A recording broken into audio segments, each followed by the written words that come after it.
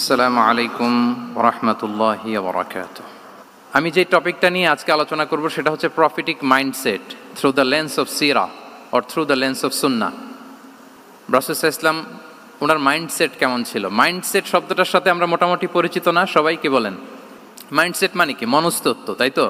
মানুষের mental attitude, সে যেভাবে ভাবে, যেভাবে চিন্তা করে, একটা মানুষ তার চারপাশের জগৎটাকে যেভাবে দেখে, যেভাবে ভাবে, যেভাবে চিন্তা করে এবং যেভাবে সে সিদ্ধান্ত নেয়, এটাকে বলে তার mindset, the way of thinking. তো রাসূলুল্লাহ সাল্লাল্লাহু আলাইহি ওয়া আলিহি ওয়াসাল্লামের মাইন্ডসেট কেমন ছিল?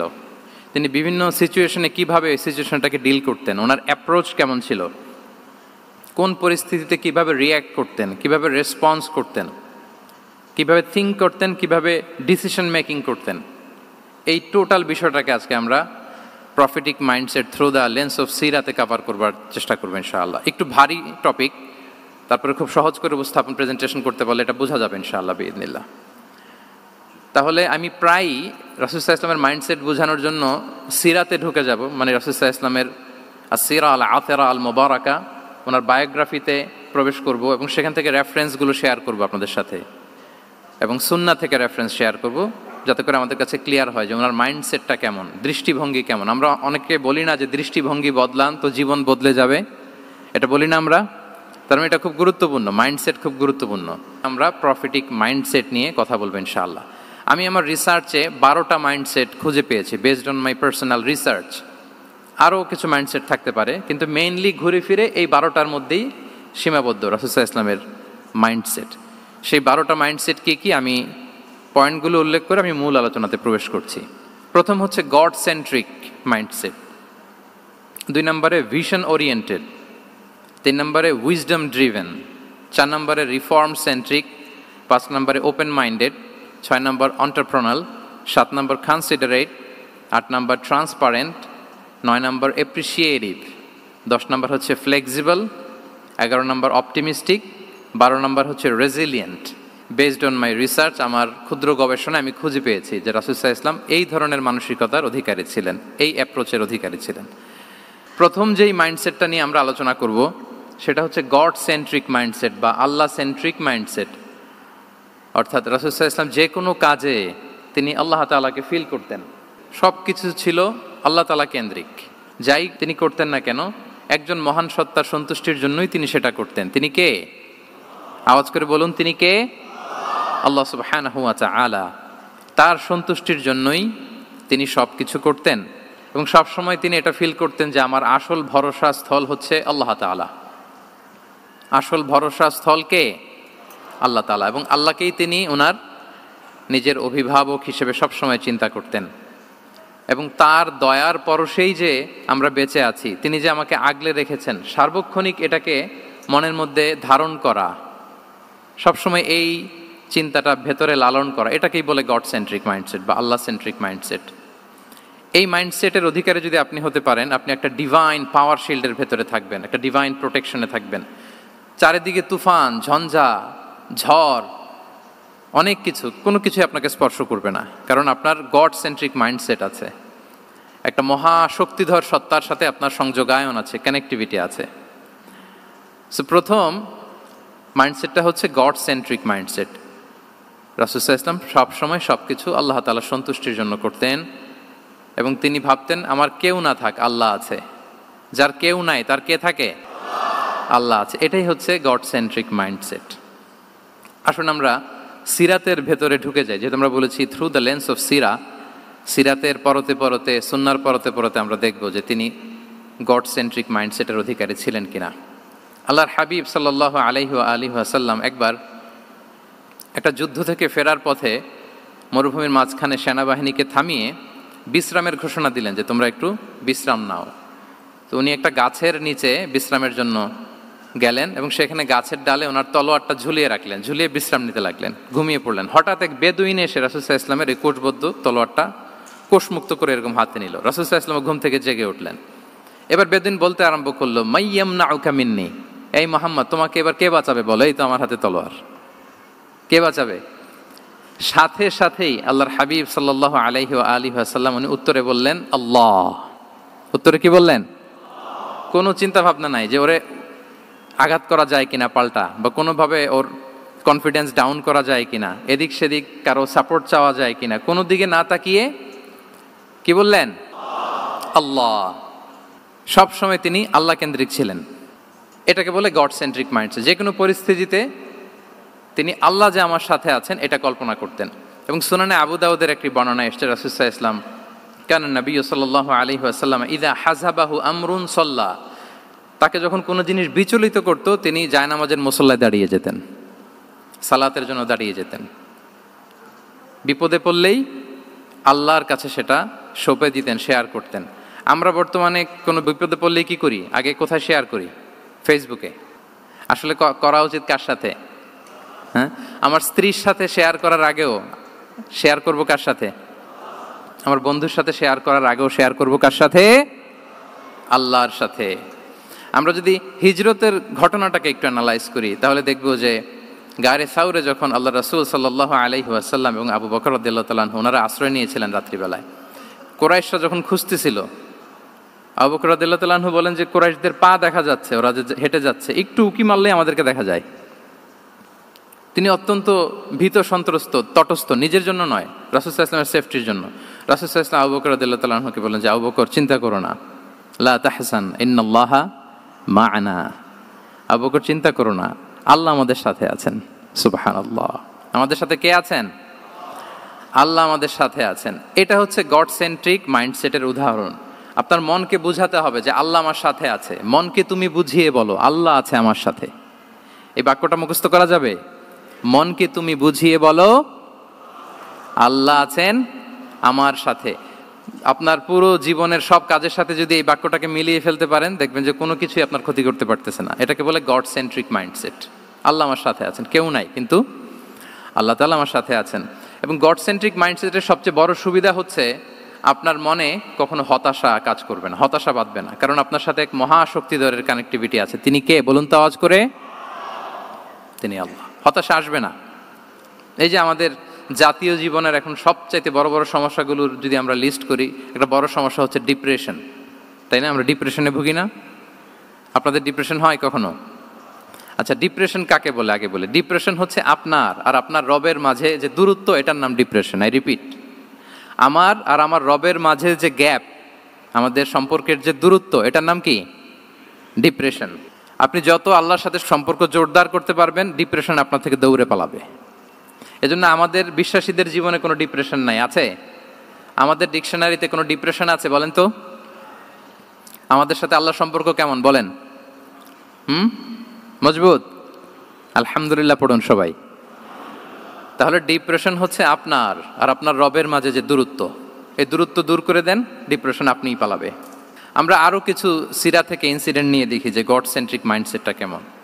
দ্বিতীয় হিজরিতে যে বদরের যুদ্ধ হলো, সে বদরের যুদ্ধে ইবনে মাসউদ রাদিয়াল্লাহু তাআলা আনহু তিনি বর্ণনা করেন যে আল্লাহ রাসূল সাল্লাল্লাহু আলাইহি ওয়াসাল্লাম আগামীকাল যুদ্ধ, এর আগের দিন রাতে তিনি হাত তুলে এরকম দোয়া করতেছিলেন। আমরা তো এইভাবে দোয়া করি। আল্লাহর হাবিব সাল্লাল্লাহু আলাইহি ওয়া আলিহি ওয়াসাল্লাম তিনি দোয়া করতে করতে ইমোশনালি হাত এরকম উঁচু করে, হাত্তা ইউরা বায়াদু ইবতাইহি, বগলের শুভ্রতা দেখা যাচ্ছিল, উনি দোয়া করতেছিলেন আল্লাহুম্মা আনজিজ লি মা ওয়া'আতানি, আল্লাহুম্মা আতিনি মা ওয়া'আতানি, আল্লাহ তুমি যে বিজয় দিবে বলে প্রতিশ্রুতি করেছিল, ওই বিজয় আমাদেরকে দাও, ওই ভিক্টরি আমাদেরকে দাও, দোয়া করছিলেন।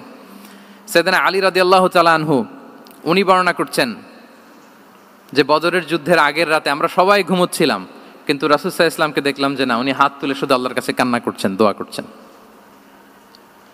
আবু বকর রাদিয়াল্লাহু তাআলা আনহু উনি বলেন যে আমি যে দেখলাম যে তিনি ফজর পর্যন্ত দোয়া চালিয়েই যাচ্ছিলেন, দোয়া চালিয়েই যাচ্ছিলেন, দোয়া কন্টিনিউ করছিলেন তিনি। এবং দোয়া করতে করতে রাসূল সাল্লাল্লাহু আলাইহি ওয়াসাল্লাম এতটাই ইমোশনাল হয়ে গেলেন যে ওনার গায়ের চাদরটা নিচে পড়ে গেল। আবু বকর রাদিয়াল্লাহু তাআলা আনহু যে বলেন ইয়া নবী আল্লাহ কাফাকা মুনাশাদাতুকা রাব্বাক ফাইন্নাহু সায়ুনজিজু লাকা মা ওয়া'দাক, হে নবী যথেষ্ট, এনাফ ইজ এনাফ, অনেক হয়েছে নবী, আন্না, আর কাঁদতে হবে না, আপনার রব আপনাকে ভিক্টরি বা বিজয় দান করবে ইনশাআল্লাহ। তাহলে দেখেন, যুদ্ধের আগের রাতে সেনাপ্রধান কি করে? এই কৌশল ওই কৌশল, কোন দিক দিয়ে অ্যাটাক করা যাবে, ওয়ার স্ট্র্যাটেজি ঠিক করে, তার সাথে যারা আছে তাদের সাথে পরামর্শ করে। কিন্তু রাসূল সাল্লাল্লাহু আলাইহি ওয়াসাল্লাম সব কিছু সেট করে দিয়ে কার সাথে কানেক্টিভিটি গড়েছেন বলুন তো? আল্লাহর সাথে। This is called God centric mindset, Allah centric mindset. আমার হৃদয়টা সবসময় কার সাথে জুড়ে থাকবে? আল্লাহর সাথে, কারণ উনি ছাড়া আমার কোনো ঠিকানাই নেই।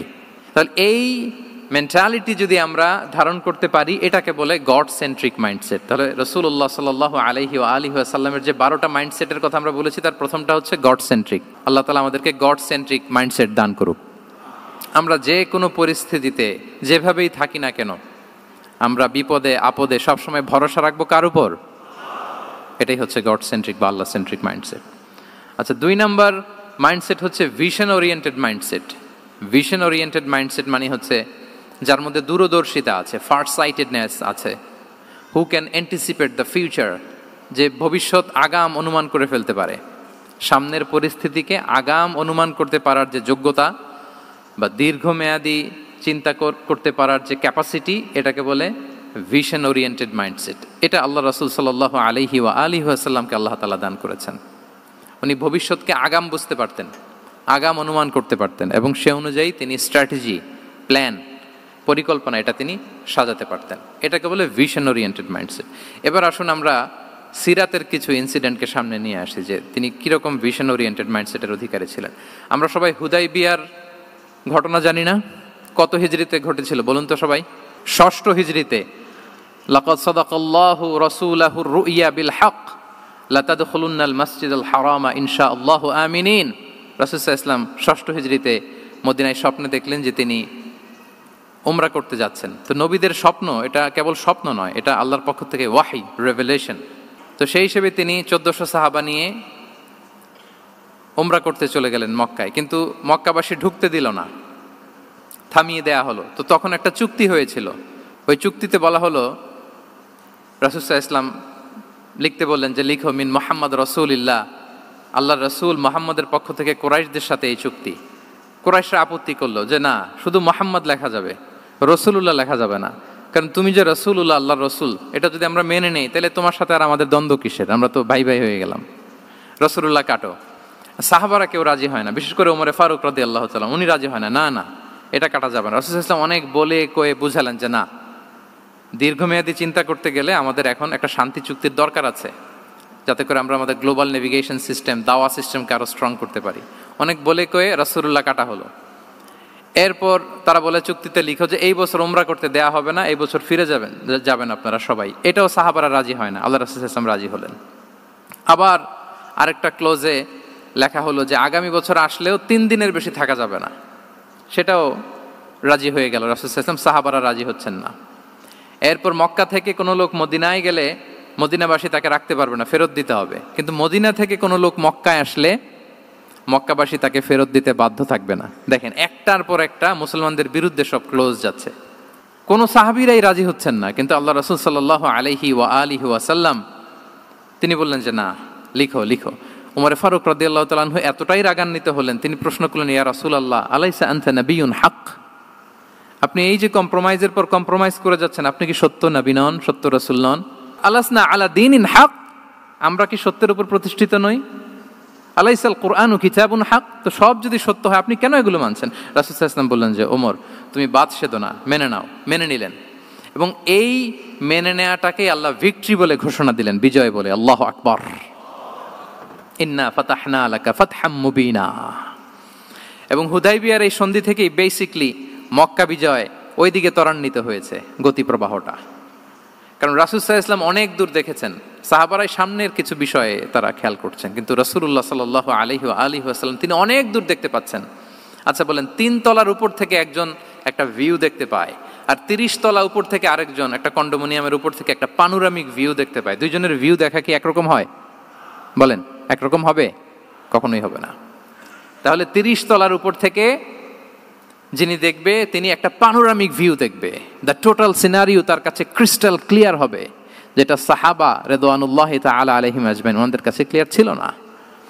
এবং ঠিকই এই যে এটা তো বেশি দিন স্থায়ীও হয়নি, 6ষ্ঠ হিজরি থেকে 8ম হিজরি, মাত্র 3 বছরের ব্যবধানে রাসূল সাল্লাল্লাহু আলাইহি ওয়াসাল্লাম যত রিজিওনাল সুপার পাওয়ার ছিল, ওয়ার্ল্ড সুপার পাওয়ার ছিল, পার্সিয়ান এম্পায়ার, তারপর Roman empire, Byzantine empire, Egyptian empire, সব এম্পায়ারদের কাছে চিঠি পাঠিয়েছেন, সালামুন আলা মান ইত্তাবা আল হুদা আসলিম তাসলাম। এবং ইসলামের এক্সপান্ড হয়েছে, ওনার গ্লোবাল নেভিগেশন সিস্টেম উনি চালু করেছেন। এর কারণ কি? উনি ছিলেন ভিশন ওরিয়েন্টেড মাইন্ডসেটের অধিকারী, দূরদর্শী, অনেক দূর দেখতে পেতেন, অনেক দূর তিনি দেখতে পেতেন, দীর্ঘমেয়াদী তিনি পরিকল্পনা করতে পারতেন। এটা হচ্ছে ভিশন ওরিয়েন্টেড মাইন্ডসেট যারা হয় তাদের ক্যারেক্টারিস্টিক্স বা ফিচার। আরও একটা উদাহরণ দেই, আপনারা কি বলতে পারেন আবিসিনিয়াতে নবুয়তি কত সালে সাহাবারা হিজরতে গিয়েছিল? বলতে পারবেন কেউ? হ্যাঁ, নবুয়তি কত সালে? 5ম সালে। হ্যাঁ, নবুয়তি 5ম বছর ওনারা আবিসিনিয়াতে, বর্তমানে যেটা ইথিওপিয়া বা ইরিত্রিয়া, সেখানে সাহাবারা হিজরতে গিয়েছিলেন। এবং আবিসিনিয়াতে এই যে হিজরতে গেল, তারা সবাই মিলে ফিরে এসেছিল মদিনায় কবে? এটা কি কেউ জানেন? আল্লাহু আকবার, মাশাআল্লাহ মাশাআল্লাহ। বসুন। খায়বার বিজয়ের দিন এসেছিলেন। আবিসিনিয়াতে যারা হিজরতে গিয়েছিলেন তারা মদিনায় ব্যাগ এন্ড ব্যাগেজ সব কিছু নিয়ে খায়বার বিজয়ের সময়, মানে 7ম হিজরিতে এসেছিলেন। তো রাসূল সাল্লাল্লাহু আলাইহি ওয়াসাল্লাম যখন মক্কা থেকে মদিনায় হিজরত করলেন, সব সাহাবারা মদিনায় চলে আসছেন। মদিনায় এখন একটা ইসলামিক সোসাইটি, ইসলামিক স্টেট। বদরের যুদ্ধে মুসলমানদের বিজয়, খন্দকে বিজয়, খন্দক তো 5মে। তারপরে ওনারা কেন আসে না বলেন তো? আসেনি। 7ম হিজরিতে এসেছেন। জাফর রাদিয়াল্লাহু তাআলা আনহুর নেতৃত্বে, সাইয়েদনা আলী রাদিয়াল্লাহু তাআলা আনহুর আপন ভাই, বড় ভাই, ওনার নেতৃত্বে যখন 7ম হিজরিতে ওখানে যাওয়ার 15 বছর পর যখন তারা সবাই ফিরলেন, রাসূল সাল্লাল্লাহু আলাইহি ওয়াসাল্লাম এত খুশি হলেন, তিনি বললেন, মা আদরি বিআইয়িহিমা আনা আফরাহ বিফাতহি খাইবার আও বিকুদুমি জাফর। আমি কোনটাতে বেশি খুশি আজকে আমি জানি না, খায়বার বিজয়ে বেশি খুশি না আমার ভাই জাফরকে পেয়ে বেশি খুশি। আল্লাহু আকবার, এত খুশি হয়েছিলেন। তো এখন এমনি তো মনে প্রশ্ন জাগে যে রাসূল সাল্লাল্লাহু আলাইহি ওয়াসাল্লাম যখন মদিনায় চলে আসলেন, কোরআনের আয়াতগুলো নাজিল হয়, সালাত ফরজ হলো, জাকাত আসলো, সব হলো, একটার পর একটা হচ্ছে, ইসলামিক স্টেট, তো ওনারাই কেন আবিসিনিয়াতে পড়ে আছেন? প্রশ্ন জাগে না? ওই সময় একটা ক্রাইসিস মোমেন্ট ছিল, তখন ওনারা গিয়েছিল আবিসিনিয়াতে, কিন্তু আসে না কেন? ওনারা এসেছেন 7ম হিজরিতে। এর কারণ আবিসিনিয়ায় কিছু মুসলিমদেরকে রেখে দেওয়া, এটা রাসূলুল্লাহ সাল্লাল্লাহু আলাইহি ওয়াসাল্লামের প্ল্যান বি ছিল। কি ছিল? Plan B. রাসূল সাল্লাল্লাহু আলাইহি ওয়াসাল্লাম অপেক্ষা করছিলেন যে মদিনাকে প্রথমে ইন্টারনাল যত থ্রেট আছে এগুলো থেকে মুক্ত করতে হবে, এরপরে মদিনাকে যত এক্সটার্নাল থ্রেট আছে এগুলো থেকে মুক্ত করতে হবে। সব যখন মুক্ত করে উনি দেখলেন যে না, মদিনা সেফ জোন, এখন আর আলাদা একটা বেজ, একটা এক্সট্রা সেফ জোন বা এডিশনাল বেজ আমার কোথাও দরকার নাই। তখনই তিনি লোক পাঠালেন যে যাও, জাফরের নেতৃত্বে আবিসিনিয়ায় যারা হিজরত করেছে তারা সবাই মদিনায় চলে আসো। সুবহানাল্লাহি বিহামদি। তাহলে একটা প্ল্যানে কাজ করতেন না। আমরা তো এরকম করি, একটাই প্ল্যান। প্ল্যান কয়টা? এটা যদি ওয়ার্ক না করে শেষ, আমু নাই সালাও নাই। কিন্তু রাসূলুল্লাহ সাল্লাল্লাহু আলাইহি ওয়া আলিহি ওয়াসাল্লামের প্ল্যান এ ছিল, প্ল্যান বি ছিল, প্ল্যান সি ছিল। প্ল্যান এ ওয়ার্ক না করলে প্ল্যান বিতে যেতেন, বি ওয়ার্ক না করলে সিতে যেতেন, এইভাবে তিনি কাজ করতেন। তাহলে এটা হচ্ছে বেসিকলি ভিশন ওরিয়েন্টেড মাইন্ডসেটের অধিকারী যারা, তারা এটা করে, যারা ফিউচারকে অ্যান্টিসিপেট করতে পারে, আগাম অনুভব করতে পারে যে কি হতে পারে সামনে। এই যে বাংলাদেশের বিভিন্ন প্ল্যান পরিকল্পনায় আমরা দেখা যায় যে এখান দিয়ে একটা ব্রিজ করে পরে ভাঙতে হয়, রাস্তা একটা তৈরির পরে ভাঙতে হয়, কোথায় এক টানেল হয়ে আছে প্রতি মাসে মাসে এখন লস হয়, তারপর 1 ঘন্টা বৃষ্টি হলে পুরো ঢাকা শহর এটা বন্যা হয়ে যায়। এগুলো হচ্ছে একাধিক প্ল্যান না থাকা, ভিশনারি অ্যাটিটিউডের অধিকারী না হওয়ার কারণে এই ঝামেলাগুলো আমাদের হচ্ছে। তো প্রফেটিক সিরার এই প্রফেটিক মাইন্ডসেট থেকে আমাদের নেয়ার বিষয় হচ্ছে এটা, যে আমাদেরকে ভিশনারি অ্যাটিটিউডের হতে হবে। রাসূল সাল্লাল্লাহু আলাইহি ওয়াসাল্লাম ভিশন ওরিয়েন্টেড মেন্টালিটির ছিলেন। আগাম, আজ থেকে 50 বছর পরে বাংলাদেশে কি ক্রাইসিস হতে পারে, আজ থেকে ঠিক 100 বছর পরে বাংলাদেশে কি হতে পারে, ওই রোডম্যাপকে সামনে রেখে আমাদেরকে প্ল্যান করতে হবে। এটাকে বলে ভিশন ওরিয়েন্টেড মাইন্ডসেটের অধিকারী হওয়া। 3 নাম্বার হচ্ছে উইজডম ড্রিভেন মাইন্ডসেট। উইজডম মানে হচ্ছে প্রজ্ঞা।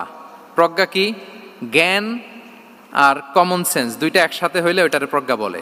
When the knowledge and common sense join together, it reflects as wisdom. আপনার জ্ঞান এবং আপনার কমন সেন্স একসাথে হইলে ওইটা উইজডম হয়ে যায়। রাসূল সাল্লাল্লাহু আলাইহি ওয়াসাল্লাম ছিলেন প্রজ্ঞায় সমৃদ্ধ এক মননের অধিকারী। ওনার সব কিছুতেই প্রজ্ঞা ছিল। উইজডম ইন গিভিং অ্যাডভাইস, উপদেশ দেওয়ার সময় ছিল। উইজডম ইন পলিসি মেকিংয়ের সময় সেখানে প্রজ্ঞা ছিল। Wisdom in action strategic plan, কোনো স্ট্র্যাটেজিক প্ল্যানের ক্ষেত্রে প্রজ্ঞা ছিল। রাসূল সাল্লাল্লাহু আলাইহি ওয়াসাল্লাম একই প্রশ্নের উত্তর এক একজনকে এক একভাবে দিতেন। অনেক সাহাবারা জিজ্ঞেস করতেন যে রাসূলুল্লাহ একই প্রশ্ন, একে বললেন এইটা, ওরে বললেন ওইটা, ওরে বললেন আরেকটা, এটা কেন? তো রাসূল সাল্লাল্লাহু আলাইহি ওয়াসাল্লাম বললেন যে আমি জানি ওর কিসে ঘাটতি, আমি জানি ওর কি প্রয়োজন, আমি জানি ওকে কোন নাসিহাটা দিলে কাজ করবে, ফলে এক একজনকে আমি এক একভাবে ক্লারিফাই করেছি। আল্লাহু আকবার। This is called wisdom. আচ্ছা, উইজডম, রাসূল সাল্লাল্লাহু আলাইহি ওয়াসাল্লাম যে উইজডম ড্রিভেন মাইন্ডসেটের অধিকারী ছিলেন, এটার কয়েকটা এক্সাম্পল আমরা সিরাত থেকে দেখি। মক্কা বিজয় হয়েছে কত হিজরিতে? অষ্টম হিজরিতে যখন মক্কা বিজয় হলো, তখন রাসূল সাল্লাল্লাহু আলাইহি ওয়াসাল্লাম আম্মাজান আয়েশার সাথে গল্প করছিলেন আর বলছিলেন, আয়েশা, লাউলা হাদাসাতু আহদি কওমিকা বিল কুফরি লা নাকাতুল কাবাতা ওয়া লা জাআলতুহা আলা আসাসি ইব্রাহিম। আয়েশা, তোমার এই মক্কাবাসী, তোমার এলাকার লোকজন যদি একটা কেওস সৃষ্টি না করতো, তাহলে কাবার যে আসল শেপ, আমি ওই আসল শেপে এটাকে ফেরত নিতাম, কিন্তু নিতে গেলে এখন একটা ঝামেলা বাঁধবে, এজন্য নিব না। ব্যাপারটা হচ্ছে, আমরা এখন যে কাবাটাকে দেখি, এটা হচ্ছে স্কয়ার আকৃতির। স্কয়ার মানে কি? বর্গাকৃতি, তাই তো? বর্তমান কাবা কোন আকৃতির বলেন তো? একটা বড় কিউবের সাইজ না? দূর থেকে দেখলে মনে হয় একটা বড় কিউবের সাইজ, কিউবের আকৃতি মানে স্কয়ার, চতুর্ভুজ। কিন্তু সাইয়েদনা ইব্রাহিম আলাইহিস সালাম যে কাবা নির্মাণ করেছিলেন, এটা কিন্তু এরকম কিউব ছিল না, ওটা ছিল রেক্ট্যাঙ্গেল। রেক্ট্যাঙ্গেল ছিল, মানে আয়তাকৃতির ছিল, এরকম লম্বা। এই যে এই টেবিলটা যেরকম, টেবিলের যে শেপ এরকম ছিল, এরকম লম্বা কাবাঘর ছিল আয়তাকৃতির। কিন্তু এখন এটা কমে স্কয়ার আকৃতির হয়ে গেছে। এর কারণটা কি? কাবা একবার ওখানে অগ্নিকাণ্ড ঘটার কারণে ধ্বংস হয়েছিল, ফলে কাবাকে আবার রিনোভেশন করা লেগেছিল, পুনর্নির্মাণ। তো কুরাইশরা সিদ্ধান্ত নিয়েছিল, কাবা পুনর্নির্মাণে আমরা কোনো হারাম টাকা ইউজ করব না, যার কাছে যত হালাল টাকা আছে নিয়ে আসা হলো। কিন্তু হালাল টাকা যতটুকু জমা হয়েছে, এটা দিয়ে পুরো কাবা নির্মাণ হয় না, অর্ধেক হয়। ফলে কাবা যে আয়তাকৃতির ছিল, সেটা না হয়ে গেছে কি বলেন? বর্গাকৃতির, মানে স্কয়ার। ওই স্কয়ার কাবাই আজ পর্যন্ত রয়ে গেছে। কিন্তু ওই যে আয়তক্ষেত্রের যে শেপের মধ্যে যতটুকু জায়গা বাকি ছিল, ওইখানে দেখবেন একটা ক্রিসেন্টের মতো আছে, হেজরে ইসমাইল, হাতিমে কাবা বলে। ওইটার ভিতরে নামাজ পড়া আর কাবার ভিতরে নামাজ পড়া একই হুকুম। ওইটার ভিতরে নামাজ পড়া আর কাবার ভিতরে নামাজ পড়া কি একই হুকুম। ফলে ওই হাতিমের ভেতরে ফরজ সালাত আদায় হয় না, নফল সুন্নাত পড়া যায়। এমনকি কাবার ভেতরেও ফরজ সালাত আদায় করলে আদায় হবে না, কারণ নামাজের ফরজের মধ্যে একটা ফরজ হচ্ছে ইলা জিহাতিল কাবা, টু দ্য ডাইরেকশন অফ কেবলা। আপনার কেবলা মুখী হইতে হবে না। আপনি তো কাবার ভিতরে ঢুকে গেছেন, এখন কাবা কোন দিকে? কাবা তো নাই, বের হইতে হবে। বের হয়ে কাবা মুখী হলে সালাত হবে। I think you got the point. তো তাহলে রাসূল সাল্লাল্লাহু আলাইহি ওয়াসাল্লামের উইজডম বা প্রজ্ঞাটা এখানে দেখেন। আম্মাজান আয়েশা রাদিয়াল্লাহু তাআলা আনহাকে উনি বললেন যে, আয়েশা, মক্কা তো বিজয় হলো, মক্কার কন্ট্রোল তো এখন আমার হাতে। চাইলে আমি কাবাকে ভেঙে সেই ইব্রাহিম আলাইহিস সালামের যে বেইজ, এরকম লম্বা করে শেপ দিতে পারি, কিন্তু দিব না। কেননা দিলে মক্কা একটা ক্যাওস হতে পারে। কি হতে পারে? কারণ তারা একেবারে ভেরি রিসেন্ট মুসলমান হয়েছে, তারা না বুঝেই বলবে যে সেই আদি কাবা, মুহাম্মদ এই কাবার অপমান করেছে, কাবাকে ভুলুণ্ঠিত করেছে, সম্মানকে নষ্ট করেছে, এরকম একটা কোশ্চেন রাইজ করতে পারে। এই জন্য আমি করলাম না। সুবহানাল্লাহ। This is called wisdom. এটাকে কি বলে? প্রজ্ঞা। এটাকে প্রজ্ঞা বলে। তাহলে আপনার জ্ঞান এবং আপনার কমন সেন্স দুইটা যখন কানেক্ট করে, তখন সেটা প্রজ্ঞা হয়। প্রজ্ঞার আরেকটা উদাহরণ যদি দেই সিরাত থেকে, রাসূল সাল্লাল্লাহু আলাইহি ওয়াসাল্লামের যে কনফ্লিক্ট রিজলভিং ক্যাপাসিটি ছিল, যখন কাবাকে পুনর্নির্মাণ করা হচ্ছে, তখন হাজরে আসওয়াদকে বের করা লেগেছিল, এবং রিনোভেশন শেষে আবার হাজরে আসওয়াদকে তার জায়গা মতো, মানে ব্ল্যাক স্টোন, যেটাতে চুমু দিলে মানুষের গুনাহ মাফ হয়ে যায়, হাজরে আসওয়াদ, চিনতে পেরেছেন না? ফলে অনেক বোনেরা যাদের জন্য হেজাব নিকাব মেনটেন করা হচ্ছে ফার্জ, পর্দার কোনো বালাই নাই, পুরুষের সাথে ধাক্কা ধাক্কি করে তার শরীর মিশে যাচ্ছে, গা মিশে যাচ্ছে, ধাক্কা ধাক্কি করে একটা সুন্নতের জন্য ফরজকে স্যাক্রিফাইস করে ফেলতেছে। মানে ফোকাস ঠিক নাই আর কি, কোথায় যে কোনটা করতে হবে ওইটাই ভুলে গেছে। তো এই হাজরে আসওয়াদ পাথরকে আবার জায়গা মতো রাখতে হবে। এখন কে রাখবে এই নিয়ে মারামারি মক্কায়। বড় বড় চারটা গোত্র বলে, এই গোত্র বলে আমি রাখবো, এই গোত্র বলে আমি রাখবো, আরেক গোত্র বলে রক্তের গঙ্গা বইয়ে দেব মক্কায়, কিন্তু এই সম্মান অন্যকে নিতে দিব না, কারণ ইটস ভেরি প্রেস্টিজিয়াস ইস্যু। যা আমাদের গোত্র এই ব্ল্যাক স্টোন হাজরে আসওয়াদকে নিয়ে জায়গা মতো রেখেছে, এটা কাউকে দিব না। তো সবাই যখন মারমুখী, তখন আল্লাহ রাসূল সাল্লাল্লাহু আলাইহি ওয়া আলিহি ওয়াসাল্লাম তিনি সমাধান দিলেন যে মারামারির দরকার নাই, একটা চাদর নিয়ে আসো। নিয়ে আসা হলো। 4 গোত্রের 4 লিডারকে বললেন চাদরের 4 কোণা ধরো। চারজন চার কোনা ধরলো, রাসূল সাল্লাল্লাহু আলাইহি ওয়াসাল্লাম তিনি পাথরটা নিয়ে মাঝখানে রাখলেন। এবার চার নেতাকে বললো, আসো, জাতীয় চার নেতা চলে আসো, কাবার সামনে চলে আসলো। এরপরে আল্লাহ রাসূল সাল্লাল্লাহু আলাইহি ওয়াসাল্লাম ওনার মোবারক হাত দিয়ে, বরকতময় হাত দিয়ে হাজরা আসওয়াদকে নিয়ে নিজ হাতে রাখলেন। এবার সবাই হ্যাপি, কারণ অংশগ্রহণ করতে পারছে। আসলে মূল স্ট্যাটাস কিন্তু চলে গেছে রাসূলের দিকে, নাকি? ওরা তো এটা টাচও করতে পারে নাই, পারছে? ওরা চাদর ধরেই হ্যাপি, কিন্তু পাথরটা ধরেছিল কে? রাসূল সাল্লাল্লাহু আলাইহি ওয়াসাল্লাম। চাদরে রেখেছিল কে? রাসূল সাল্লাল্লাহু আলাইহি ওয়াসাল্লাম। চাদর থেকে নিয়ে আবার কাবা ঘরে সেট করেছিল কে? রাসূলুল্লাহ সাল্লাল্লাহু আলাইহি ওয়া আলিহি ওয়াসাল্লাম। এভাবে উনি কনফ্লিক্ট রিজলভ করতেন থ্রু হিজ উইজডম, ওনার প্রজ্ঞার মধ্য দিয়ে। আমরা যদি তায়েফের ঘটনা দেখি, রক্তাক্ত হয়েছেন, পাহাড় রক্ষী ফেরেশতারা এসে বলেছে, রাসূলুল্লাহ জাস্ট অর্ডার করেন, আমরা কলাপস করবো এমনভাবে the entire Taif city will be collapsed, একেবারে স্ম্যাশ করে দিব, পাউডার হয়ে যাবে। রাসূল সাল্লাল্লাহু আলাইহি ওয়াসাল্লাম বললেন, না, বাল আরজু আন ইউখরিজাল্লাহু মিন আসলাবিহিম মান ইয়াবুদুল্লাহ ওয়াহদাহু ওয়া লা ইউশরিকু বিহি শাইআ। তিনি বললেন, না, ওদেরকে ধ্বংস করে দিও না, ওদেরকে ধ্বংস করলে লা ইলাহা পড়বে কে? সুবহানাল্লাহ। কি উইজডম ড্রিভেন ছিলেন উনি। উনি বলেন যে আমি আশা করি, প্রত্যাশা রাখি, দোয়া করি যে ওরা আমাকে প্রত্যাখ্যান করেছে, কিন্তু ওদের যে নেক্সট জেনারেশন, ওরা সাক্ষী দেবে আশহাদু আল্লাহ ইলাহা ইল্লাল্লাহ ওয়া আশহাদু আন্না মুহাম্মাদার রাসূলুল্লাহ। এবং তাই হয়েছে। এখন তায়েফে যান, চারদিক থেকে আল্লাহু আকবার ধ্বনিতে মুখরিত তায়েফ, এবং এত চমৎকার শহর, এটা একটা ট্যুরিস্ট ডেস্টিনেশন হয়ে গেছে। সৌদি আরবিয়াতে যারা যায়, তায়েফ না গেলে লোকদের ভালো লাগে না। ঠান্ডা, সবুজ শ্যামল, রেইনফল হয়, ফলমূল পাওয়া যায়। আব্দুল্লাহ ইবনে আব্বাস রাদিয়াল্লাহু তাআলা আনহুর স্মৃতিধন্য মসজিদ আছে, অনেকগুলো ইউনিভার্সিটি আছে, ইসলামিক ইনস্টিটিউশন আছে। এই যে নয়নাভিরাম তায়েফ, এটা রাসূল সাল্লাল্লাহু আলাইহি ওয়াসাল্লামের উইজডমের ফসল। ওই দিন যদি রাগের চোটে বলতো যে হ্যাঁ দাও, স্ম্যাশ করে দাও, তাইলে এই যে যারা শাহাদা পড়েছে, মুসলিম হয়েছে, এটা কিন্তু হতো না। তাহলে এটা হচ্ছে রাসূল সাল্লাল্লাহু আলাইহি ওয়াসাল্লামের প্রজ্ঞার একটা উদাহরণ। আরো একটা উদাহরণে যাই। রাসূল সাল্লাল্লাহু আলাইহি ওয়াসাল্লাম যখন আকাবার দ্বিতীয় শপথ করে ফেললেন ইয়াসরিববাসীর সাথে, তখনও মদিনা হয়নি, তো তখন মদিনাবাসী বলল যে রাসূলুল্লাহ, আপনি তো এখনো হিজরত করবেন না, তো আমাদেরকে কোরআন শিখাবে কে, সালাত শিখাবে কে? আপনি একজন দায়ী পাঠান, আমাদের সাথে একজন টিচার দেন। রাসূল সাল্লাল্লাহু আলাইহি ওয়াসাল্লাম তখনও মদিনাতে হিজরতে যাননি, আমাদের সাথে একজন দায়ী পাঠাবেন।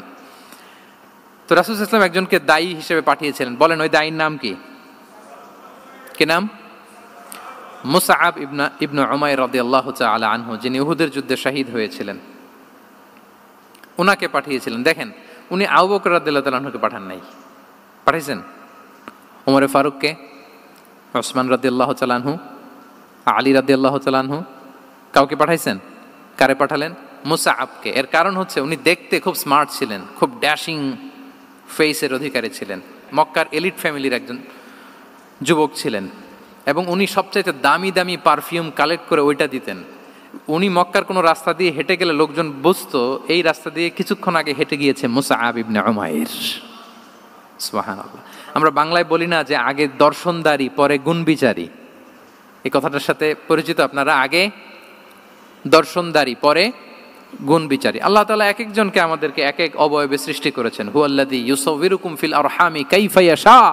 আল্লাহর একটা নাম হচ্ছে তিনি আল মুসাউবির, দ্য ডিজাইনার। মায়ের গর্ভে থাকতেই আমাদের কার চেহারা, কার কণ্ঠস্বর, কার স্কিন কালার, কে কিরকম হব, সব ফিক্স তিনি ঠিক করে দিয়েছেন। এটা আল্লাহর দেয়া। কিন্তু রাসূল সাল্লাল্লাহু আলাইহি ওয়াসাল্লামের উইজডমের ব্যাপার হচ্ছে তিনি আবু বকর রাদিয়াল্লাহু তাআলা আনহু, ওমর রাদিয়াল্লাহু তাআলা আনহু, ওসমান আলী, কাউকে চুজ না করে কাকে পাঠালেন? মুসআব ইবনে উমাইরকে। যে তাকে দেখলেই সবাই আগে পাগল হয়ে যায়, মানে ইমপ্রেস হয়ে যায়। হ্যাঁ, ফার্স্ট ইমপ্রেশনটা তার খুব ভালো, খুব ভালো।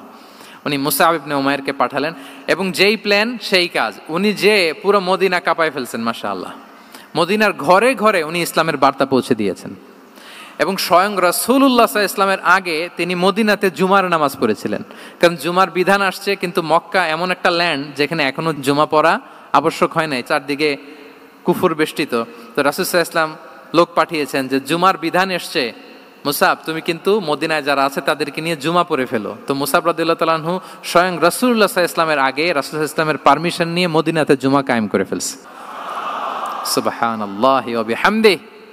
দেখেন, উইজডম ড্রিভেন পার্সোনালিটির অধিকারী ছিলেন, প্রজ্ঞার অধিকারী ছিলেন, অন্য কাউকে পাঠাননি। কাকে পাঠিয়েছেন? মুসআব ইবনে উমাইর। তাহলে উনি যেই কাজটাই করতেন, যেটা বলতেন, যেটাতে এঙ্গেজ হতেন, এর নেপথ্যে প্রজ্ঞা ছিল। কি ছিল ভাই? উইজডম ছিল। আল্লাহ যেন সেই উইজডম আমাদেরকে দান করেন, আল্লাহ যেন সেই প্রজ্ঞা দিয়ে আমাদেরকে সমৃদ্ধ করেন। আমরা সবাই পড়ি আমিন। 4 নাম্বার হচ্ছে রিফর্ম সেন্ট্রিক মাইন্ডসেট। মানে রাসূল সাল্লাল্লাহু আলাইহি ওয়াসাল্লাম সংস্কারবাদী ছিলেন আর কি। ভুলভাল দেখলে রিফর্ম করতেন, ইসলাহ করতেন, সংস্কার। এখন তো এই যে অনেকগুলো সংস্কার কমিটি হলো দেখলাম বাংলাদেশে, খুব সুন্দর, বিভিন্ন বিষয়ে সংস্কার হচ্ছে। এবং স্বাধীনতার পরে আমাদের বয়স তো আর বেশি না, মানে সব দলের লোকেরা মিলে একসাথে এরকম বসা, এরপর রাষ্ট্রীয় ইস্যু নিয়ে ডিসকাস করা, এরপর মাঝে মাঝে আবার ওয়ার্কআউট করা, আবার একটু মিষ্টি ঝগড়া করা, আবার একটু ফান করা, এই সব কিছুর মধ্য দিয়ে জাতির জন্য ভাবা, নতুন নতুন চিন্তা প্রণয়ন। That's very good, I do appreciate, এটা দরকার। এমন বাংলাদেশই তো আমরা চেয়েছিলাম, ঠিক কিনা বলেন? এই যে রিফর্ম হচ্ছে, এটা অ্যাপ্রিসিয়েবল। রাসূল সাল্লাল্লাহু আলাইহি ওয়াসাল্লামের কিন্তু এই রিফর্ম সেন্ট্রিক মাইন্ডসেট ছিল। অন্যায় দেখলে, ভুলভাল দেখলে, অসঙ্গতি দেখলে, ইনকনসিস্টেন্সি দেখলে শুধরে দিতেন। শুদ্ধাচার অভিযান চালিয়েছেন মক্কাতেও মদিনাতেও, রিফর্ম করতেন। সব খারাপকে তিনি ভালো দিয়ে পরিবর্তন করে দিতেন। আসুন সিরাতের আয়নায়, থ্রু দ্য লেন্স অফ সিরা, আমরা দেখি কিভাবে পরিবর্তন করতেন। রাসূল সাল্লাল্লাহু আলাইহি ওয়াসাল্লামের একটা আদাত বা হ্যাবিট ছিল, তিনি কোনো ব্যক্তির বা কোনো স্থানের কোনো বাজে নাম বা খারাপ নাম দেখলে ওটা ভালো নামে চেঞ্জ করে দিতেন। মক্কা থেকে মদিনায় হিজরতের আগে মদিনার নাম ছিল ইয়াসরিব। কি ছিল? ইয়াসরিব মানে হচ্ছে প্রতিশোধ বা নিন্দা বা ক্ষোভ বা ভর্ৎসনা, সবগুলোই খুব বাজে মিনিং ডিনোট করে। রাসূল ইসলাম বললেন, আমি যেই শহরে হিজরত করব এই শহরের নাম ক্ষোভ, এই শহরের নাম হিংসা, এটা হইতে পারে? বলেন। রাহমাতাল লিল আলামিন, হ্যাঁ, mercy and peace for the entire universe করে যাকে আল্লাহ পাঠিয়েছেন, উনি যেই শহরে থাকবেন ওই শহরের নাম প্রতিশোধের শহর, এটা হবে? উনি শহরের নাম চেঞ্জ করে দিলেন। উনি শহরের নাম দিলেন মদিনাতুন নবী। কি দিলেন? মদিনাতুন নবী, অথবা তওবা তয়্যিবা, চেঞ্জ করে দিলেন, পরিবর্তন করে দিলেন। এক এলাকায় যে বিষ্ণু ইসলাম দেখলেন যে গাছপালা হয় না, উনি বললেন মাসমু হাযিহিল আরদ, এই জায়গার নাম কি? সবাই বলে ইসমুহা গাদেরা। গাদেরা মানে হচ্ছে মাকান লা নাবাতা ফিহি ওয়ালা শাজার, এমন জায়গা যেখানে ঘাস লতাপাতা কিছুই জন্মায় না। রাসূল সাল্লাল্লাহু আলাইহি ওয়াসাল্লাম বললেন, এই জন্যই তো ঘাস জন্মায় না, নাম তো রাখছো খুব বাজে একটা নাম। রাসূল সাল্লাল্লাহু আলাইহি ওয়াসাল্লাম বললেন, আজ থেকে এলাকার নাম গাদেরা নয়, এলাকার নাম আজকে থেকে খাদেরা। কি নাম? খাদেরা মানে কি বলেন? সবুজ, গ্রিন, এভারগ্রিন, সবুজ শ্যামল। এবং রাসূল সাল্লাল্লাহু আলাইহি ওয়াসাল্লাম যখন গ্রিন ল্যান্ড নাম দিয়ে দিলেন, এরপর থেকে সবুজ শ্যামল করে আল্লাহ জায়গাটাকে বরকতময় করে দিলেন। Changing names. এক সুন্দরী নারীকে বললেন মাসমুকি, কি নাম? বলে আসিয়া। আসিয়া মানে অবাধ্য। রাসূল সাল্লাল্লাহু আলাইহি ওয়াসাল্লাম বললেন, তুমি এত সুন্দরী, you are a beautiful lady, আর কি বাজে একটা নাম রেখেছো আসিয়া। তুমি আসিয়া কেন হবে? আজকে থেকে তোমার নাম জামিলা, মানে তুমি সুন্দরী, রূপবতী। সুবহানাল্লাহ, সুন্দর একটা নাম দিয়ে দিলেন। এক সাহাবীর নাম ছিল হাজান। হাজান মানে রাফ এন্ড টাফ, রুক্ষ। রাসূল সাল্লাল্লাহু আলাইহি ওয়াসাল্লাম বললেন, না, হাজান না, তোমার নাম আজকে থেকে সাহাল। কি নাম? সাহাল। সাহাল মানে সহজ। উনি বলেন, যেদিন থেকে সাহাল রাখছি এর আগ পর্যন্ত নাকি ওনার অসুস্থতা, রোগ বালাই একটার পর একটা লেগেই থাকতো। যেদিন থেকে সাহাল, ওই দিন থেকে উনি বলেন যে আল্লাহ তাআলা নবীর এই নাম চেঞ্জ করে দেওয়ার বারাকায় আমার পুরো জীবনের সব কাজকে আল্লাহ তাআলা সহজ করে দিয়েছেন। তাহলে রিফর্ম সেন্ট্রিক মাইন্ডসেট, আমরাও খারাপ কিছু দেখলে ভালো দিয়ে পরিবর্তন করব। কি বলেন? আচ্ছা, এটা তো নাম চেঞ্জ করে দেয়া।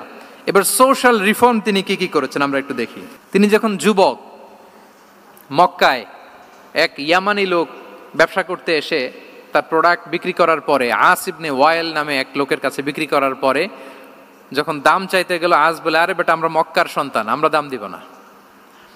তো সে ভাবলো হয়তো আমার সাথে ঠাট্টা করেছে, হজের মৌসুম যাক, বেচাকেনা শেষ করে যাওয়ার পথে দামটা নিয়ে যাব। সে ফেরার দিন আবার গেল যে আমার তো জিনিসের দামটা আপনি দিলেন না। সে বলে, আমরা এই ভূখণ্ডের মালিক, আমরা দাম দেই না, এটা তো বড় জুলুম।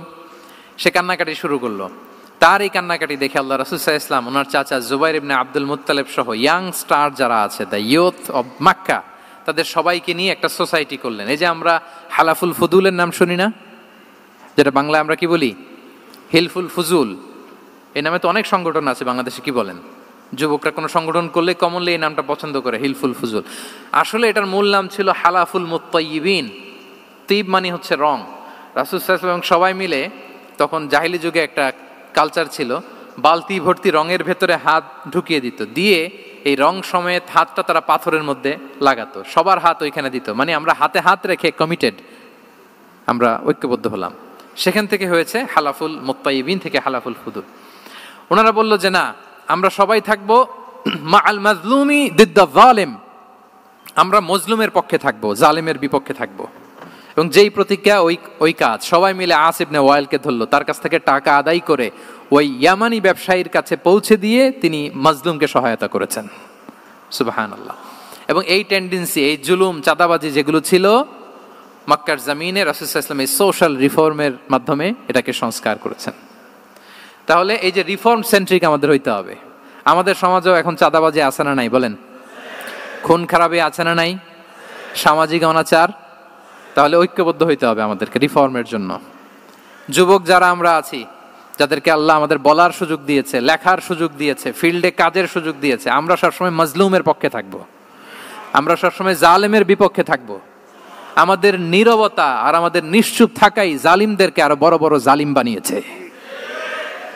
এজন্য নাহনু মাআল মাজলুম দিদ্দা যালিম, এটা হচ্ছে আমাদের স্লোগান। আমরা কাদের সাথে? মজলুমের সাথে। আওয়াজ করে বলেন, কার সাথে? ইত্তাকু দাওয়াতাল মাজলুম। রাসূল সাল্লাল্লাহু আলাইহি ওয়াসাল্লাম বলেন, তোমরা মাজলুমের কান্নাকে ভয় করো, কেননা মাজলুমের কান্না আর আল্লাহর মাঝে কোনো ফারাক থাকে না, কোনো পর্দা থাকে না, বদদোয়া করলেই কবুল হয়ে যায়। তাহলে এভাবে রাসূলুল্লাহ সাল্লাল্লাহু আলাইহি ওয়া আলিহি ওয়াসাল্লাম তিনি সোশ্যাল রিফর্ম করেছেন।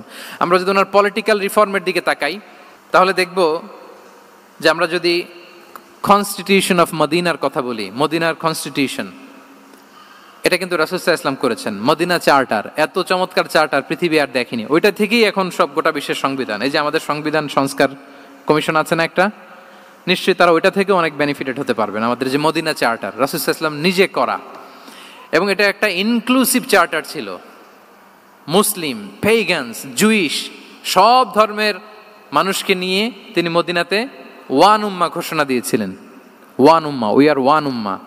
হোক তুমি পেগান মুশরিক, হোক তুমি জুইশ মানে ইহুদি, হোক তুমি মুসলিম, তুমি যেই ধর্মের হও না কেন, মদিনাকে রক্ষা করতে যে আমরা সবাই মিলে উম্মা ওয়াহেদা, আমরা সবাই মিলে কি উম্মা ওয়াহেদা। পৃথিবীর অনেক দেশ এই আইডিওলজিকে ধারণ করে হু হু করে এগিয়ে গিয়েছে।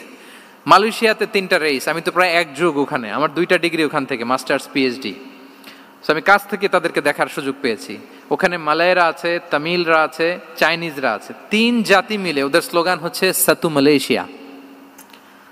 মালয় ভাষায় সাতু মানে হচ্ছে ওয়ান, মালয় ভাষায় সাতু মানে কি ওয়ান। সাতু মালয়েশিয়া মানে আমরা হতে পারি চাইনিজ, হতে পারি তামিল, কিংবা হতে পারি মালয় ভূমিপুত্রা, কিন্তু সবাই মিলে দেশের স্বার্থে আমরা সবাই কি এক। এটাই লাগবে আমাদের নতুন বাংলাদেশে। জুলাই আপরাইজিং এর পরে আমাদের এই ঐক্যবদ্ধ থাকার বাংলাদেশ আমরা চাই কি চাই না বলেন? সাম্রাজ্যবাদকে রুখে দিতে, যে কোনো ষড়যন্ত্রকে রুখে দিতে ঐক্যবদ্ধ থাকার কোনো বিকল্প নাই, ঠিক কিনা বলেন? ঐক্যবদ্ধ থাকতে হবে আমাদেরকে, যেটা রাসূলুল্লাহ সাল্লাল্লাহু আলাইহি ওয়া আলিহি ওয়াসাল্লাম মদিনা চার্টারে আমাদেরকে শিখিয়েছেন যে আমরা ওয়ান উম্মাহ। তাহলে খারাপ নাম দেখলে চেঞ্জ করতেন, পলিটিক্যাল রিফর্ম করেছেন ওয়ান উম্মাহ গঠনের মধ্য দিয়ে। ফিনান্সিয়াল রিফর্ম যদি বলি, শুধু financial reforms by prophet Muhammad peace be upon him, এটা নিয়ে লম্বা কথা বলা যেতে পারে। শুধু একটা উদাহরণ দিয়ে শেষ করি। বিদায় হজের ভাষণে উনি সুদকে চিরতরে কবরস্থ করেছেন, সুদকে চিরতরে কবরস্থ করেছেন, এবং এটা অন্যের জন্য না, নিজের ঘর দিয়ে শুরু করেছেন। উনি বলেছেন যে এই হানাহানি, রক্তপাত এটা বন্ধ, আমার গোত্রের একটা এরকম রক্তের দাবি আছে, এটা আমি শেষ ঘোষণা করলাম। এরপর বললেন যে সুদ কবর দিলাম, অন্য জায়গা থেকে না, আমার পরিবার থেকে। রাসূল সাল্লাল্লাহু আলাইহি ওয়াসাল্লামের চাচা স্বয়ং আব্বাস রাদিয়াল্লাহু তাআলা আনহুর অনেক সুদের ট্রানজাকশন ছিল, ইন্টারেস্ট, সুদের ব্যবসা ছিল। রাসূল সাল্লাল্লাহু আলাইহি ওয়াসাল্লাম বলেন আজকে থেকে এই সুদ আমি চিরতরে মাটির নিচে কবর দিয়ে দিলাম। আল্লাহু আকবার। দেখেন সোশ্যাল রিফর্ম। তাহলে পরিবর্তন করতে হলে আগে নিজের ঘর থেকে, আগে কোত্থেকে? নাকি ওই ফ্যামিলি থেকে? হ্যাঁ, আমাদের মধ্যে যেটা হয়, আমরা ওয়াজ নসিহত বা ভালো কথা শুনলেই এটাকে ধরে নিই যে এটা ওর জন্য, ওর জন্য, মানে প্রত্যেকটা ওয়াজই যে আমার জন্য হইতে পারে, প্রত্যেকটা নসিহাতের যে প্রাইম অডিয়েন্স আমি হইতে পারি, এইটা আমাদের মাথায় কেন যেন আসে না। আমরা কোনো ভালো নসিহত শুনলে আমরা ভাবি এটা আসলে সমাজে দরকার, ওর দরকার, আমার ভাইয়ের দরকার, কিন্তু এটা যে আমার দরকার, প্রতিটা নাসিহাতের প্রথম অডিয়েন্স হওয়া দরকার কে? আমি নিজে। তাহলে পরিবর্তন শুরু করতে হবে নিজ থেকে। ওর এই সমস্যা, ওর এই সমস্যা, ওর এটা, আরে মিয়া তোমার কি সমস্যা ওইটা বলো। শুধু ওর ওর না দেখে নিজেরটাও দেখতে হবে। দেখেন, অন্যের দিকে এক আঙ্গুল দেখালে নিজের দিকে কয় আঙ্গুল যায় বলেন তো? এই যে নিজের দিকে কিন্তু 3টা। আমি যদি এরকম করি তা আমার দিকে আসে 3টা। এজন্য নিজ থেকে, নিজের ফ্যামিলি থেকে আমরা সংস্কার শুরু করব। কি বলেন? ওমরে ফারুক রাদিয়াল্লাহু তাআলা আনহু যখন ফ্যামিলি মিটিংয়ে বসতেন, উনি ওনার সন্তানদেরকে বলতেন, শোনো, তোমরা খলিফাতুল মুসলিমিন, আমিরুল মুমিনিনের সন্তান। তোমাদের কোনো বাজে কাজ যদি সমাজে আসে, তোমাদের কোনো অন্যায় যদি আমার কানে আসে, অন্যের জন্য যা শাস্তি তোমাদের জন্য হবে ডবল শাস্তি। ওমরে ফারুক সন্তানদেরকে বলতেন, তোমরা যদি কোনো ভুল করো, একটা যদি হদ কায়েম করা লাগে এমন অন্যায় যদি করো, একটা হচ্ছে আল্লাহর দেয়া হদ, আর একটা হবে আমি উমরের দেয়া হদ। কারণ আমার মতো খলিফাতুল মুসলিমিনের সন্তান হয়ে এই পাপ তুমি কেন করলে? দেখেন অন্যের বাচ্চা কি করছে, অন্যের, আমাদের তো ওই মেয়েটার সমস্যা, ওনার ছেলের সমস্যা, এগুলো আমার ছেলের যে কি অবস্থা, আমার পরিবারের যে কি হালাত, আমার স্ত্রীর যে কি দশা, ওইটা নিয়ে আমরা ভ্রুক্ষেপ করি না বা চিন্তা করি না। তাহলে সম্মানিত সুধীমণ্ডলী, আমরা পরিবর্তন শুরু করবো কোত্থেকে? অন্যের বাড়িঘর থেকে নাকি? হ্যাঁ, কোত্থেকে? নিজ থেকে। আল্লাহ তাআলা আমাদেরকে তৌফিক দান করুক। 5 নম্বরে হচ্ছে ওপেন মাইন্ডেড। আমার প্রিয় নবী বলেন, ওপেন মাইন্ডেড ছিলেন না ন্যারো মাইন্ডেড? সবাই বলবেন, গ্যালারির সবাই আওয়াজ করে, তিনি ওপেন মাইন্ডেড না ন্যারো মাইন্ডেড ছিলেন? রাসূলুল্লাহ সাল্লাল্লাহু আলাইহি ওয়া আলিহি ওয়াসাল্লাম ওপেন মাইন্ডেড ছিলেন। যে কেউ ওনাকে অ্যাপ্রোচ করতেন পারতেন easily. He was very approachable. ছোট বড় আবাল বৃদ্ধ বনিতা ওনার সাথে কথা বলতে স্বাচ্ছন্দ্য বোধ করতো, ভয় পেত না। এজন্য সিরাতের পরতে পরতে দেখবেন এক শিশু এসে প্রশ্ন করে, নারী এসে প্রশ্ন করে, বৃদ্ধ এসে প্রশ্ন করে, বন্ধু এসে প্রশ্ন করে, শত্রু এসে কনভারসেশন করে, সবাই এসে ওনার সাথে কথা বলতে পারতো। সুবহানাল্লাহ। এবং এগুলো উনি অ্যাকোমোডেট করতে পারতেন। কি করতে পারতেন? অ্যাকোমোডেট করতেন। ছোট্ট একটা উদাহরণ দেই, আসির আল হালাবিয়া থেকে নেয়া একটা বিখ্যাত সিরাতের গ্রন্থ। বদরের যুদ্ধে রাসূল সাল্লাল্লাহু আলাইহি ওয়াসাল্লাম বদরের মাঠে সেনা ক্যাম্প স্থাপন করলেন। কি ক্যাম্প? সেনা ক্যাম্প স্থাপন করলেন। আল হুবাব ইবনুল মুনজির রাদিয়াল্লাহু তাআলা আনহু এক সাহাবী, উনি বললেন, ইয়া রাসূলুল্লাহ, এই যে সেনা শিবির যে এখানে স্থাপন করলেন, এটা কি আপনার নিজের ইচ্ছায় না আল্লাহর আদেশে?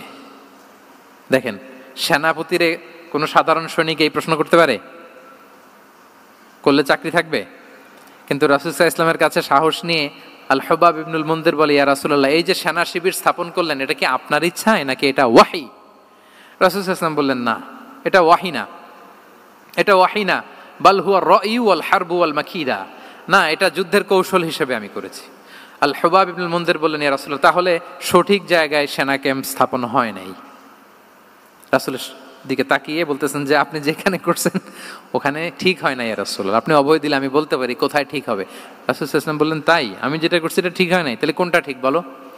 উনি বললেন, ওই যে বদরে একটা কুয়া আছে যেখানে পানির ব্যবস্থা আছে, ওইটার সামনে ব্যারিকেড দিয়ে আমাদের শিবির করতে হবে। তাহলে আমরা বদরের কুয়া থেকে পানি খাইতে পারবো, সারাদিন পানি খাবো, আর কাফিররা যুদ্ধে তো মারা যাবে, পানির অভাবে মারা যাবে। সুবহানাল্লাহ পড়বেন না? রাসূল সাল্লাল্লাহু আলাইহি ওয়াসাল্লাম বললেন, আরে তাই তো, তুমি তো ঠিকই বলেছো, এভাবে তো আমি ভেবে দেখিনি। আবার তিনি অ্যানাউন্স করে দিলেন যে সেনা শিবির এখানে যেই তাঁবু টাঙানো হয়েছে এখান থেকে মুভ করে আল হুবাব যেখানে ইন্ডিকেট করেছে ঠিক ওই জায়গায় যে শিবির স্থাপন করো। তাহলে আওয়াজ করে বলুন, ওপেন মাইন্ডেড না ন্যারো মাইন্ডেড? আমরা অনেক সময় আমাদের অধীনস্থদের কথা শুনতে চাই না। অনেক সময় অধীনস্থদের মাথা থেকেও দারুণ দারুণ দুর্দান্ত আইডিয়া চলে আসতে পারে। ইগনোর করবেন না সব সময়, আপনি দেখবেন যে তার কাছ থেকে ভালো আইডিয়া এসছে কিনা। তাহলে রাসূল সাল্লাল্লাহু আলাইহি ওয়াসাল্লাম এটাকে ইগনোর না করে অ্যাকোমোডেট করলেন। সুবহানাল্লাহ। খন্দক যুদ্ধের কথা যদি দেখি, পরীক্ষা খননের অ্যাডভাইস কে দিয়েছিল? মক্কার কোন লোক? মদিনার? কে দিয়েছিল? সালমান আল ফারিসি। বাড়ি কোথায়? ইরান, পারস্য। হি ওয়াজ পার্সিয়ান বেসিকলি।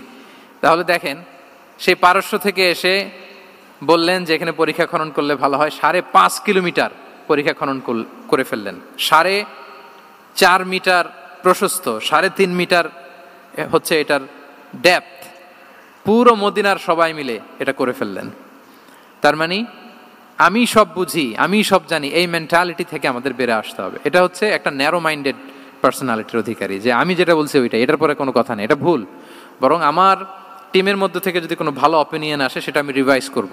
কি বলেন, পারা যাবে না? তাহলে ওপেন মাইন্ডেড পার্সোনালিটি ছিলেন রাসূলুল্লাহ সাল্লাল্লাহু আলাইহি ওয়াসাল্লাম। 6 নম্বর মাইন্ডসেট হচ্ছে এন্টারপ্রেনাল মাইন্ডসেট। এন্টারপ্রেনাল, এখন তো এটা আপনারা সবাই খুব বেশি শোনেন, এন্টারপ্রেনারশিপ, এন্টারপ্রেনাল। এন্টারপ্রেনাল মাইন্ডসেট আসলে অনেক কিছুর সমন্বয় হয়। 1 নম্বর, যার প্রোঅ্যাক্টিভ অ্যাটিটিউড যাদের থাকে, solution focused, not problem focused. Problem সৃষ্টি হইলে ওইদিকে ফোকাস না করে কিভাবে সলিউশন করা যায় ওইদিকে ফোকাস করতেন। এরপর যে হিউম্যান রিসোর্সের ভালো ম্যানেজ করতে পারে, রিসোর্স কম কিন্তু to take the best out of this resource. অনেকে দেখবেন যে ছোট্ট জিনিসকে অর্গানাইজ করে এত সুন্দর প্রেজেন্টেশন করে, আবার অনেকের অনেক আছে কিন্তু সেটাকে প্রেজেন্ট করতে পারে না, এরকম আছে না নাই? রাসূল সাল্লাল্লাহু আলাইহি ওয়াসাল্লাম অল্প রিসোর্স দিয়ে অনেক বড় কিছু অ্যারেঞ্জ করতে পারতেন, সুবহানাল্লাহ। এবং he was a very good talent hunter. রাসূল সাল্লাল্লাহু আলাইহি ওয়াসাল্লাম একজন চৌকস ট্যালেন্ট হান্টার ছিলেন। He was a very good observer. সাহাবীদের কার কি ট্যালেন্ট এটা তিনি নোট করতেন। যার যে দক্ষতা তাকে তার ওই দক্ষতা দিয়ে ইসলামের সেবা করতে উৎসাহ দিতেন।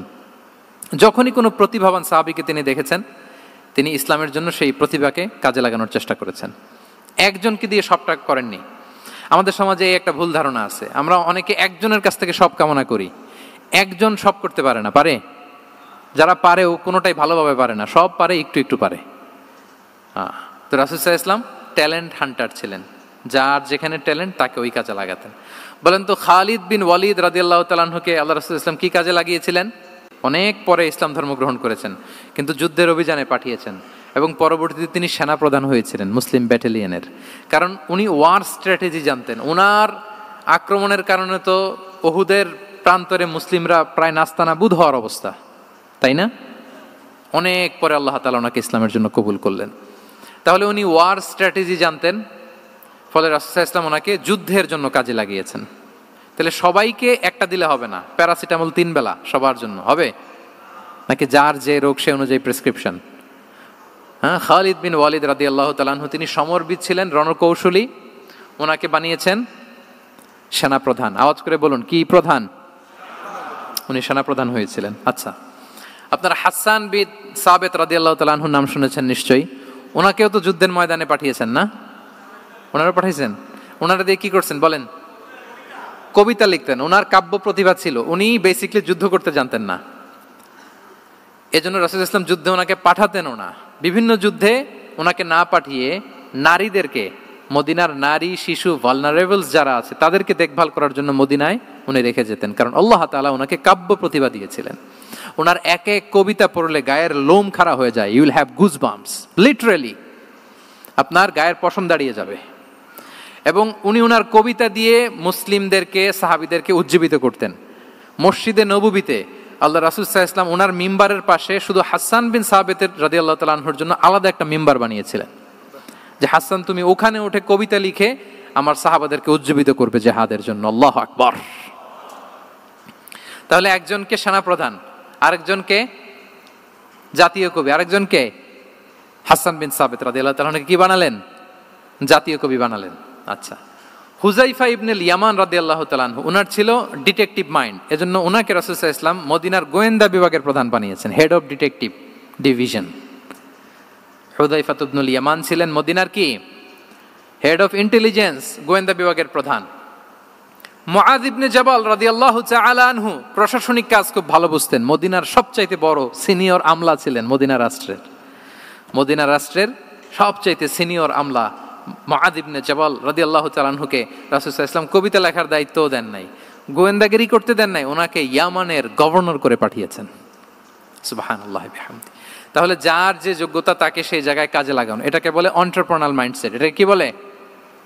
এন্টারপ্রেনাল মাইন্ডসেট। আল্লাহ হাবিব সাল্লাল্লাহু আলাইহি ওয়াসাল্লামের এই মাইন্ডসেট ছিল। 7 নম্বর মাইন্ডসেট হচ্ছে কনসিডারেট মাইন্ডসেট।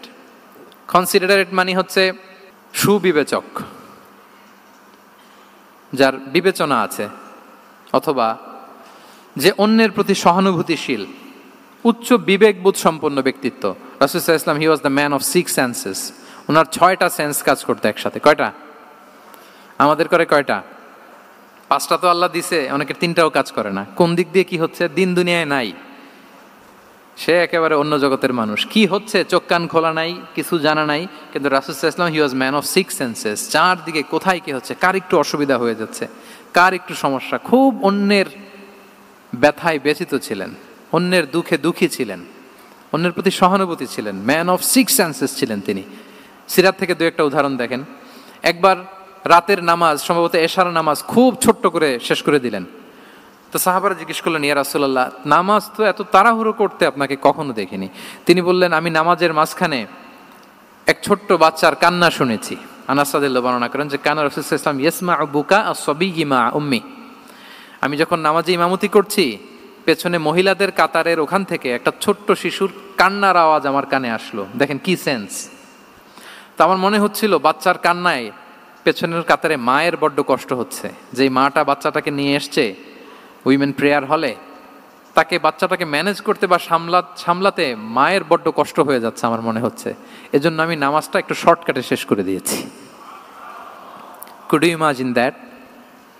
কি নবী আমরা পেয়েছি, কিরকম কনসিডারেট ছিলেন, কতটা সুবিবেচক ছিলেন, অন্যের প্রতি কতটা সহানুভূতিশীল ছিলেন তিনি, অন্যের যাতে কোনো সমস্যা না হয় এটা খেয়াল করতেন। মুআয ইবনে জাবাল রাদিয়াল্লাহু তাআলা আনহুকে মদিনার পাশেই এক মসজিদের ইমাম করে পাঠালেন। উনি ইমামতির দায়িত্ব পেয়ে একবার মাগরিবের নামাজে সূরা বাকারা তেলাওয়াত শুরু করলেন। তো ওনার হয়তো তেলাওয়াত করতে করতে একটা ইমোশন চলে আসছে, উনি তো সুরের ঝংকার দিয়ে তেলাওয়াত করতেছেন। এখন পেছনে যারা মুসল্লি ছিল এরা ছিল সব কৃষিজীবী সাহাবী। এরা কি ছিল? সারা দিন ওট দিয়ে, খেজুর গাছে পানি দিয়ে জান যায় কোনো রকম ফরজ পেরে যায় ঘুমাইতে হবে। এই সাহাবীরা যখন পিছনে দাঁড়াইছে আর উনি ধরছে কোন সূরা? সূরাতুল বাকারা। এখন ওনারা তো আর থাকতে পারে না, ওনার সাথে থাকতে না পারে এক সাহাবী নামাজ রেখে দিয়ে ডাইরেক্ট রাসূল সাল্লাল্লাহু আলাইহি ওয়াসাল্লামের কাছে, কারণ বড় হুজুর তো আছে মদিনায়। যে বিচার দিছে ইয়া রাসূলুল্লাহ, দেখেন এমন একজনকে ইমাম করে অ্যাসাইন করেছেন, উনি মাগরিবের সালাতে সূরা বাকারা পড়ে, আর আমরা হচ্ছি কৃষিজীবী শ্রমজীবী সাহাবী, আমাদের তো এত বড় কেরাতের সাথে জয়েন করা সম্ভব না। রাসূল সাল্লাল্লাহু আলাইহি ওয়াসাল্লাম রেগে গেলেন, চেহারাটা আগুনের গোলার মতো লাল হয়ে গেল। মুআয ইবনে জাবাল রাদিয়াল্লাহু তাআলা আনহুকে ডেকে পাঠালেন, ডেকে বললেন, আফাত্তানুন আনতা ইয়া মুআয, আফাত্তান, তুমি কি ফিতনা সৃষ্টি করতেছো? ওখানে পাঠাইছি কমিউনিটির ইউনিটি ধরে রাখার জন্য, তুমি ওখানে যে ফিতনা সৃষ্টি করতেছো। তুমি কি সাব্বিহ ইসমা রাব্বিকাল আ'লা এই সূরা তোমার মুখস্থ নাই? ওয়াদ-দুহা ওয়াল-লাইলি ইযা সাজা এটা পারো না? ওয়াশ-শামসি ওয়া দুহাহা এটা মুখস্থ নাই? তো তুমি কেন এই সূরাগুলো দিয়ে নামাজ পড়াও না? কেন পড়াও না? এরপর তিনি বললেন, যখন ইমামতির সুযোগ পাবে, সুযোগ পেয়ে লম্বা কেরাত ধরো না, ছোট্ট কেরাত দিয়ে নামাজ শেষ করো। কেননা তোমার পেছনে বয়স্করা আছে, মুরব্বীরা আছে, অসুস্থরা আছে। জাল হাজা, তার একটা জরুরি কাজ পড়ছিল, যাচ্ছিল, হঠাৎ মাগরিবের আজান, ভাবলো রাস্তার পাশে যেহেতু আজান দিছে নামাজটা পড়ে নেই। নামাজে ঢুইকে দেখছে আপনি সূরা বাকারা ধরছেন, তো বেচারা কি কাজ করবে না কি করবে? আর তার তো নিয়ত ছিল ফরজ নামাজটা পড়ি যে বাস ধরবো, এখন আপনি ধরছেন কোন সূরা? বাকারা। দেখেন রাসূল সাল্লাল্লাহু আলাইহি ওয়াসাল্লাম বললেন, যখন ইমামতির চান্স পাবে ছোট সূরা পড়বে, আর যখন তুমি একা পড়বে ফালিউতাউবিল মাশা, যত লম্বা করতে মনে চায় করো, রুকু করো লম্বা, সেজদা করো লম্বা, কেরাত করো লম্বা। রাসূল সাল্লাল্লাহু আলাইহি ওয়াসাল্লাম তো রাতে আধা ঘন্টা 40 মিনিট প্রথম রাকাতে কেরাত পড়তেন, এরপরে আবার 40 মিনিট রুকুতে থাকতেন, রুকু থেকে দাঁড়ায় আবার 40 মিনিট, আবার সেজদায় যেয়ে 40 মিনিট, এরপরে সেজদা থেকে 2 সেজদার মাঝখানে আবার 40 মিনিট, 2 রাকাত দিয়ে এরকম রাতও শেষ করে দিয়েছেন। তো আপনার লম্বা যদি পড়তে মনে চায়, আপনি তো আপনার ব্যক্তিগত নফল সালাতে এভাবে লম্বা করবেন। কিন্তু আমাদের হয়ে গেছে উল্টা, একাকী নামাজ, কোন রকম রুকু সেজদা, এরকম হয়ে গেছে না অনেকটা।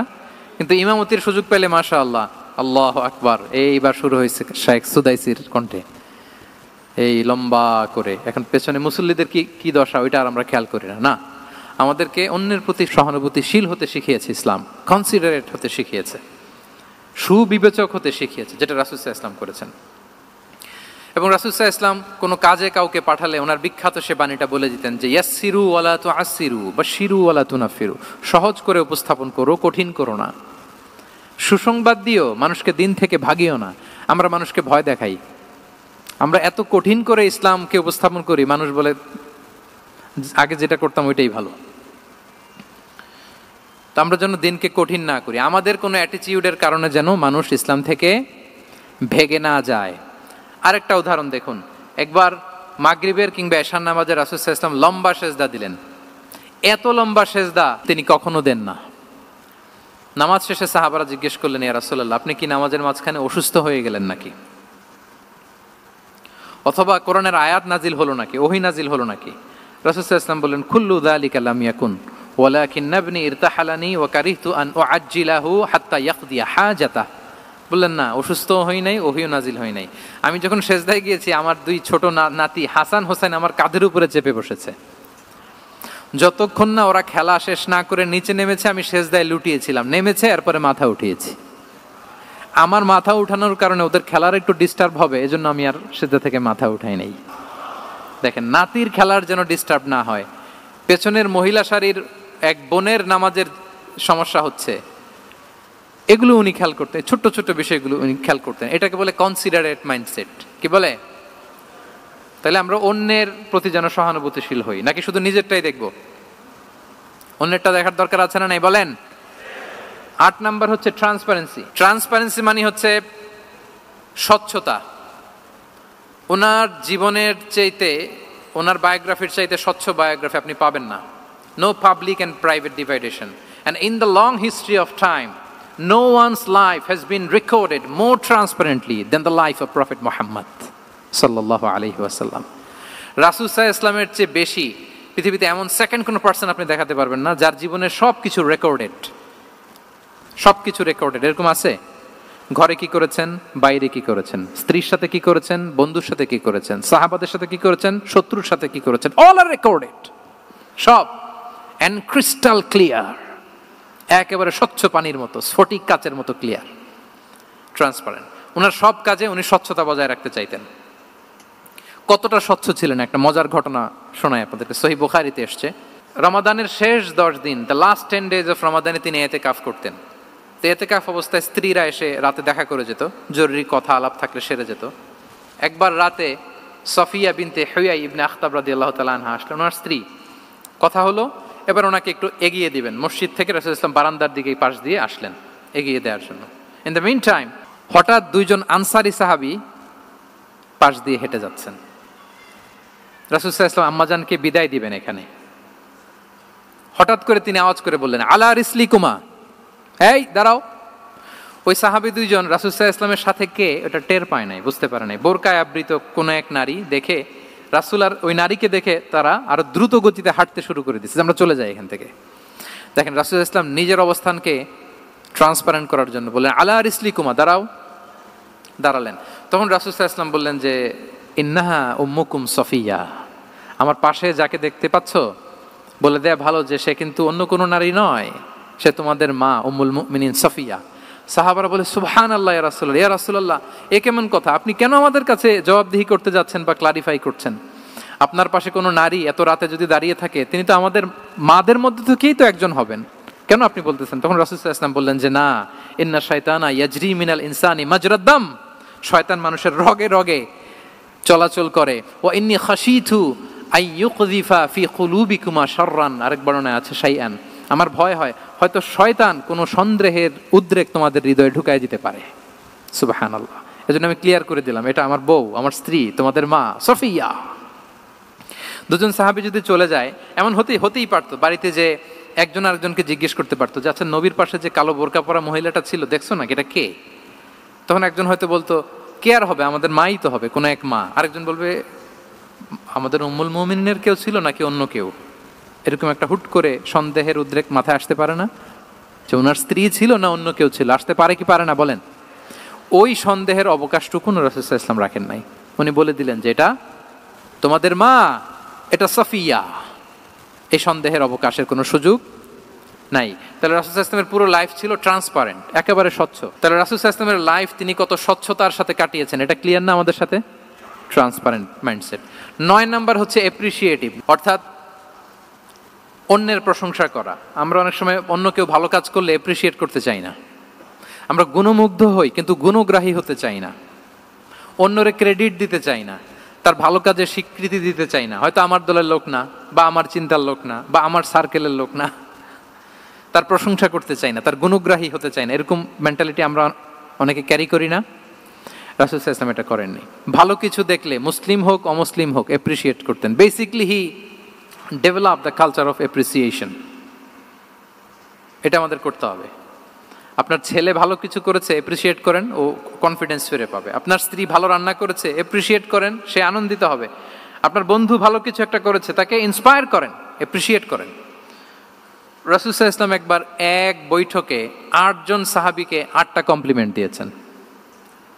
8টা অ্যাপ্রিসিয়েশন দিয়েছেন। তিনি বলেছেন আরহামু উম্মতি বি উম্মতি আবু বকর। দেখেন 8 জন সাহাবীর 8টা গুণের বর্ণনা দিচ্ছেন। তিনি বললেন আমার উম্মতের মধ্যে সবচাইতে রহম দিলের সাহাবী হচ্ছে কে? আবু বকর রাদিয়াল্লাহু তাআলা। এত রহম দিলের ছিলেন, উনি যখন আল্লাহ রাসূল সাল্লাল্লাহু আলাইহি ওয়াসাল্লামের ইন্তেকালের পরে মসজিদে নববীতে যখন নামাজে দাঁড়াতেন, কান্নার চোটে উনি কেরাতই পড়তে পারতেন না। কমপ্লেন করতো সাহাবারা যে আমরা তো কেরাত বুঝি না, একটু স্পষ্ট করে পড়েন, কান্না একটু থামান। কেন কাঁদতেন? কারণ উনি যখন নামাজে দাঁড়াতেন ওনার ফিলিংসটা হতো এরকম যে কাইফা আকুমু মাকামা রাসূলিল্লাহ, আমি রাসূলের জায়গায় কিভাবে দাঁড়াই? এখানে তো আমার রাসূল দাঁড়িয়ে ইমামতি করেছেন, আমি নবীর জায়গায় দাঁড়িয়ে কিভাবে নামাজটা পড়াই? এই অনুভব থেকে উনি যে কাঁদতে শুরু করতেন, এই কান্নার ধাক্কায় উনি আর তেলাওয়াতই আগাতে পারতেন না। আরহামু উম্মতি বি উম্মতি আবু বকর। আমার উম্মতের মধ্যে সবচাইতে রহম দিলের হচ্ছেন আবু বকর। ও আসাদ্দুহুম ফি আমরিল্লাহি উমর। দেখেন প্রশংসা করতেছেন। আর আমার উম্মতের মধ্যে আল্লাহর দ্বীন বাস্তবায়নে সবচাইতে কঠোর হচ্ছে ওমর। মুনাফিকরা ওনাকে জমের মতো ভয় পেত, ইভেন শয়তান ভয় পেত। রাসূল সাল্লাল্লাহু আলাইহি ওয়াসাল্লাম বলেন ওমর তুমি যদি এই রাস্তা দিয়ে হাঁটো, শয়তান যদি দেখতে পায়, শয়তান এই রাস্তা রেখে দিয়ে অন্য কোনো রাস্তা থাকলে ওইটা দিয়ে হাঁটে। সুবহানাল্লাহি ওয়া বিহামদিহি। আমাদের অনেক সময় এমন হয় না যে আমাদের বাচ্চারা ছেলেমেয়েরা খেতে চায় না, আমাদের নাতি নাতনিরা খেতে চায় না, মায়েরা খাবার নিয়ে পেছনে পেছনে ঘুরে, আর তখন ভয় দেখায় এই রাত্রিবেলা তাড়াতাড়ি খাও, ওই যে বাঘ আসবে বাঘ, বিড়াল আসবে বিড়াল, তাড়াতাড়ি না খেলে কিন্তু ভূত আসবে ভূত। এরকম বলেন আপনারা? বলেন না? এই দায়িত্ব তো আপনাদের কাঁধে থাকে না? তো ওই যে আমাদের বোনরা বলতে পারবে, বোনরা খাবার নিয়ে ঠিকই রাত্রিবেলায় বাচ্চাদের পেছনে পেছনে এরকম দৌড়াতে হয়। তো কি বলতে হয় যে এই ভূত আসলো ভূত, ওই যে বিড়াল আসলো বিড়াল, কুকুর আসলো, এইগুলো বললে বাচ্চারা আবার ভয় পায়, তাড়াতাড়ি করে খায়। তো মদিনাতেও মদিনার বাচ্চারা খেতে চাইতো না। তো খেতে না চাইলে মায়েরা ভূত আসতেছে ভাল্লুক আসতেছে এগুলো না বলে বলতো হা হুয়া ইয়াতি উমর, ইয়াতি উমর, তাড়াতাড়ি খাও তাড়াতাড়ি খাও, ওই যে ওমর আসতেছে ওমর। সুবহানাল্লাহি বিহামদিহি। ওয়া আশাদ্দুহুম ফি আমরিল্লাহি উমর। আল্লাহর দ্বীন বাস্তবায়নে সবচেয়ে কঠোর ছিলেন ওমর রাদিয়াল্লাহু তাআলা আনহু। ওয়া আসদাকুহুম হায়াআন উসমান। সবচেয়ে লাজুক সাহাবী ছিলেন উসমান রাদিয়াল্লাহু তাআলা আনহু। শুধু অর্থ বলে যাই। ওয়া আকরাউহুম লিকিতাবিল্লাহি উবাই ইবনে কাব। সবচেয়ে কোরআনের ভালো কিরাত পড়তে পারতেন উবাই ইবনে কাব। আফরাদুহুম যায়েদ ইবনে সাবিত। উত্তরাধিকার বন্টনের নীতিমালা ফারায়েজের জ্ঞান ছিল যায়েদ ইবনে সাবিত রাদিয়াল্লাহু তাআলা। ওয়া আ'লামুহুম বিল হালালি ওয়াল হারামি মুআদ ইবনে জাবাল। এই উম্মতের হালাল হারামের স্পেশালিস্ট সাহাবী হচ্ছেন মুআদ ইবনে জাবাল। আলা ওয়া ইন্না লিকুল্লি উম্মাতিন আমিনান ওয়া আমিনা হাযিহিল উম্মাহ আবু উবাইদা ইবনুল জাররাহ। সব উম্মতের একজন বিশ্বস্ত লোক থাকে, এই উম্মতের সবচাইতে বিশ্বস্ত লোক হচ্ছে আবু উবাইদা ইবনুল জাররাহ। দেখেন 8 জন সাহাবীর 8টা গুণের কথা বললেন। আচ্ছা রাসূল সাল্লাল্লাহু আলাইহি ওয়াসাল্লাম যখন সাহাবীদের প্রশংসা করেছেন, ওই সাহাবীদের কেমন লেগেছে বলেন তো? ফিলিংসটা ভালো লেগেছে না? হৃদয়ে জুড়িয়েছে, ইন্সপায়ার্ড হয়েছেন, মোটিভেটেড হয়েছেন। সাহাবীদের মধ্যে সবচাইতে সুরেলা গলার কণ্ঠের অধিকারী ছিলেন আবু মুসা আল আশআরী রাদিয়াল্লাহু তাআলা আনহু। তো রাসূল সাল্লাল্লাহু আলাইহি ওয়াসাল্লাম একবার রাত্রিবেলা তার বাসার পাশ দিয়ে যাচ্ছিলেন, দীর্ঘ সময় ওনার কণ্ঠের তেলাওয়াত শুনলেন। পরের দিন সকালে বললেন যে আবু মুসা তুমি তো চমৎকার গলায় তেলাওয়াত করো। আবু মুসা বলে ইয়া রাসূলুল্লাহ আমি তো কোনোদিন আপনার সামনে দাঁড়িয়ে তেলাওয়াত করি না, আপনি কি করে জানলেন? রাসূল সাল্লাল্লাহু আলাইহি ওয়াসাল্লাম বললেন গত রাতে তুমি যখন তেলাওয়াত করছিলে আমি তোমার ঘরের পাশ দিয়ে যাচ্ছিলাম, আমি মনোযোগ দিয়ে শুনেছি। আবু মুসা বলে ইয়া রাসূলুল্লাহ আপনি আমার তেলাওয়াত শুনতেছেন, ওইটা জানলে তো আমি ফজর পর্যন্ত তেলাওয়াত চালিয়ে যেতাম, হাত্তাল ফাজর আমি তেলাওয়াত চালিয়ে যেতাম ইয়া রাসূলুল্লাহ। আল্লাহ রাসূল সাল্লাল্লাহু আলাইহি ওয়াসাল্লাম তখন বললেন লাকাদ উতিতা মিজমারান মিন মাজামিরি আলি দাউদ। হে আবু মুসা, দাউদ আলাইহিস সালামের গলায় আল্লাহ তাআলা যেমনি সুরের ঝংকার দিয়েছেন, এই উম্মতের মধ্যে তোমার গলায় আল্লাহ সেই সুরের লহরী ঢেলে দিয়েছে। বলেন এই অ্যাপ্রিসিয়েশন যখন রাসূলের মুখ থেকে পাইলো কেমন লাগবে ওনার? এখানে ধরেন আপনি কেউ হাফেজে কোরআন শেখ সুদাইস যদি বলে যে মাশাআল্লাহ মাশাআল্লাহ আনতা কারিউল কুররা, আপনাকে যদি এটা বলে কেমন লাগবে আপনার? হ্যাঁ, সারা দুনিয়া তো এটা বলে বেড়াবেন যে শেখ সুদাইস আমার রেসিটেশনের প্রশংসা করেছে, খাবার ইমাম আমার প্রশংসা অ্যাপ্রিসিয়েট করেছে। আর স্বয়ং রাসূলুল্লাহ সাল্লাল্লাহু আলাইহি ওয়াসাল্লাম যখন বলে তোমার গলায় আল্লাহ সুরের ঝংকার ঢেলে দিয়েছে, তখন ওনার কেমন লেগেছে? এজন্য আপনার ছেলে মেয়ে স্ত্রী বন্ধু আপনার সার্কেলের কেউ কোনো ভালো কাজ করলে কৃপণতা করবেন না, অ্যাপ্রিসিয়েট করুন। রাসূল সাল্লাল্লাহু আলাইহি ওয়াসাল্লাম অ্যাপ্রিসিয়েশন আমাদেরকে শিখিয়েছেন। ইভেন মুখাইরেক নামে এক ইহুদি ছিল, মদিনার সব ইহুদিরা বিট্রে করেছে, কিন্তু এই মুখাইরেক নামে এক ইহুদি উহুদের যুদ্ধে মুসলিমদের পক্ষে লড়াই করে নিহত হয়েছে, সে তার কথা রেখেছে। মুসলিম সাহাবীদের শহীদদের লাশের সাথে যখন এই ইহুদি তার লাশও আনা হলো, রাসূল সাল্লাল্লাহু আলাইহি ওয়াসাল্লাম তার দিকে তাকায় বললেন, মুখাইরিক খায়রু ইয়াহুদ, Mukhayriq is the best among Jewish. তিনি বললেন মুখাইরিক, এই পৃথিবীতে যত ইহুদি আছে এখানকার ইহুদিদের মধ্যে মুখাইরিক হচ্ছে সবচেয়ে শ্রেষ্ঠ ইহুদি। দেখেন মুখাইরিক কোন ধর্মের ছিলেন? মুসলিম নাকি কোন ধর্মের? ইহুদি হওয়ার পরেও তাকে এপ্রিসিয়েশন করতে রাসূল সাল্লাল্লাহু আলাইহি ওয়াসাল্লাম ভুলেন নাই। তাহলে আমরা যেন এপ্রিসিয়েটিভ মাইন্ডসেটের অধিকারী হই। 10 নম্বরে হচ্ছে ফ্লেক্সিবল, মানে কোনো বিষয়ে খুব অনড় হয়ে থাকা, এটা রাসূল সাল্লাল্লাহু আলাইহি ওয়াসাল্লাম ছিলেন না, ফ্লেক্সিবল ছিলেন। আমরা অনেক সময় বলি না যে ভাই আপনি কি 9টায় আসতে পারবেন না 10টায়, বলে আম ফ্লেক্সিবল উইথ দিস, মানে যেটা বলবেন আমার সমস্যা, এরকম ইজি গোয়িং ছিলেন উনি, গো ধরে থাকতেন না, যে কোনো পরিস্থিতিকে সামলে নিতেন। ফ্লেক্সিবল হচ্ছে যে কোনো পরিবেশ পরিস্থিতির সাথে নিজেকে মানিয়ে নেওয়া, খাপ খাওয়া, নিজেকে সামলে নেওয়া, সলিউশন বের করে ফেলা, এটা রাসূল সাল্লাল্লাহু আলাইহি ওয়াসাল্লামের ছিল, এটাকে বলে ফ্লেক্সিবল মাইন্ডসেট। নাজরানের 60 জন খ্রিস্টান পাদ্রী এসেছিল মদিনায় দেখা করতে। এখন এত মানুষকে সম্মানিত মেহমানকে উনি কোথায় বসতে দিবেন, পরামর্শ করলেন কোথায় বসতে দেওয়া যায়। এক সাহাবী বলে আমার কাছে কিছু খেজুর পাতা আছে, ওটা বিছায়া একটা জায়গা করে ওখানে বসি। রাসূল সাল্লাল্লাহু আলাইহি ওয়াসাল্লাম বললেন না, দামি মেহমান, এটা হয়। আরেকজন বলে বিকেল বেলায় তো সূর্য পড়ে যাবে, পাহাড়ের ছায়ায় উহুদ পাহাড়ের ওই পাশে যেয়ে বসি। রাসূল সাল্লাল্লাহু আলাইহি ওয়াসাল্লাম বললেন না, এটাও তো হয় না। বলতে বলতে ওই 60 জন পাদ্রী চলেই আসছেন এই মানে বিদেশি মেহমান, ফরেন ডেলিগেশন। কি করবেন? রাসূল সাল্লাল্লাহু আলাইহি ওয়াসাল্লাম 60 জনকে মসজিদে নববীর ভেতরে নিয়ে বসালেন, মসজিদে নববীর ভেতরে বসালেন। এবং সিরাতে ইবনে ইসহাকে এসেছে যে তখন ওদের আবার ইবাদতের সময় হয়েছে, রাসূল সাল্লাল্লাহু আলাইহি ওয়াসাল্লাম তাদেরকে ইবাদতেরও সুযোগ দিয়েছেন। তাদের কিবলা পূর্ব দিকে, তারা পূর্ব দিকে হয়ে 60 জন ওখানে ইবাদত করেছে, তাদের ধর্ম রীতি অনুযায়ী সালাত আদায় করেছে। দেখেন কতটা ফ্লেক্সিবল ছিলেন রাসূল সাল্লাল্লাহু আলাইহি ওয়াসাল্লাম। ফজরের সালাতের পরে ঘরে ঢুকেই আম্মাজান আয়েশাকে জিজ্ঞেস করতেন কোনো খাবার আছে? আম্মাজান আয়েশা যদি বলতেন আছে, তিনি সেটা খেতেন। কোনোদিন যদি বলতেন না ইয়া রাসূলুল্লাহ ঘরে তো খাবার নাই, তখন রাসূল সাল্লাল্লাহু আলাইহি ওয়াসাল্লাম বলতেন ফা ইন্নী সাইম, অসুবিধা নাই, খাবার যেহেতু নাই আমি রোজা রেখে দিলাম। কত ইজি গোয়িং। আচ্ছা আমরা হলে কি করতাম বলেন তো? ফজরের পরে ঘরে গেছেন আপনি, বড় সাহেব না, এবার যাওয়ার পরে জিজ্ঞেস করছেন কি আছে খাবার দাও, যদি বলে ঘরে কিছু নাই, কি বলবেন দেখি, কয়েকটা উত্তর আসুক। হ্যাঁ খবর আছে, এই তো। তো যদি আমরা আলহামদুলিল্লাহ বলি, that is called easy going and flexible mindset. এটাই হওয়া উচিত।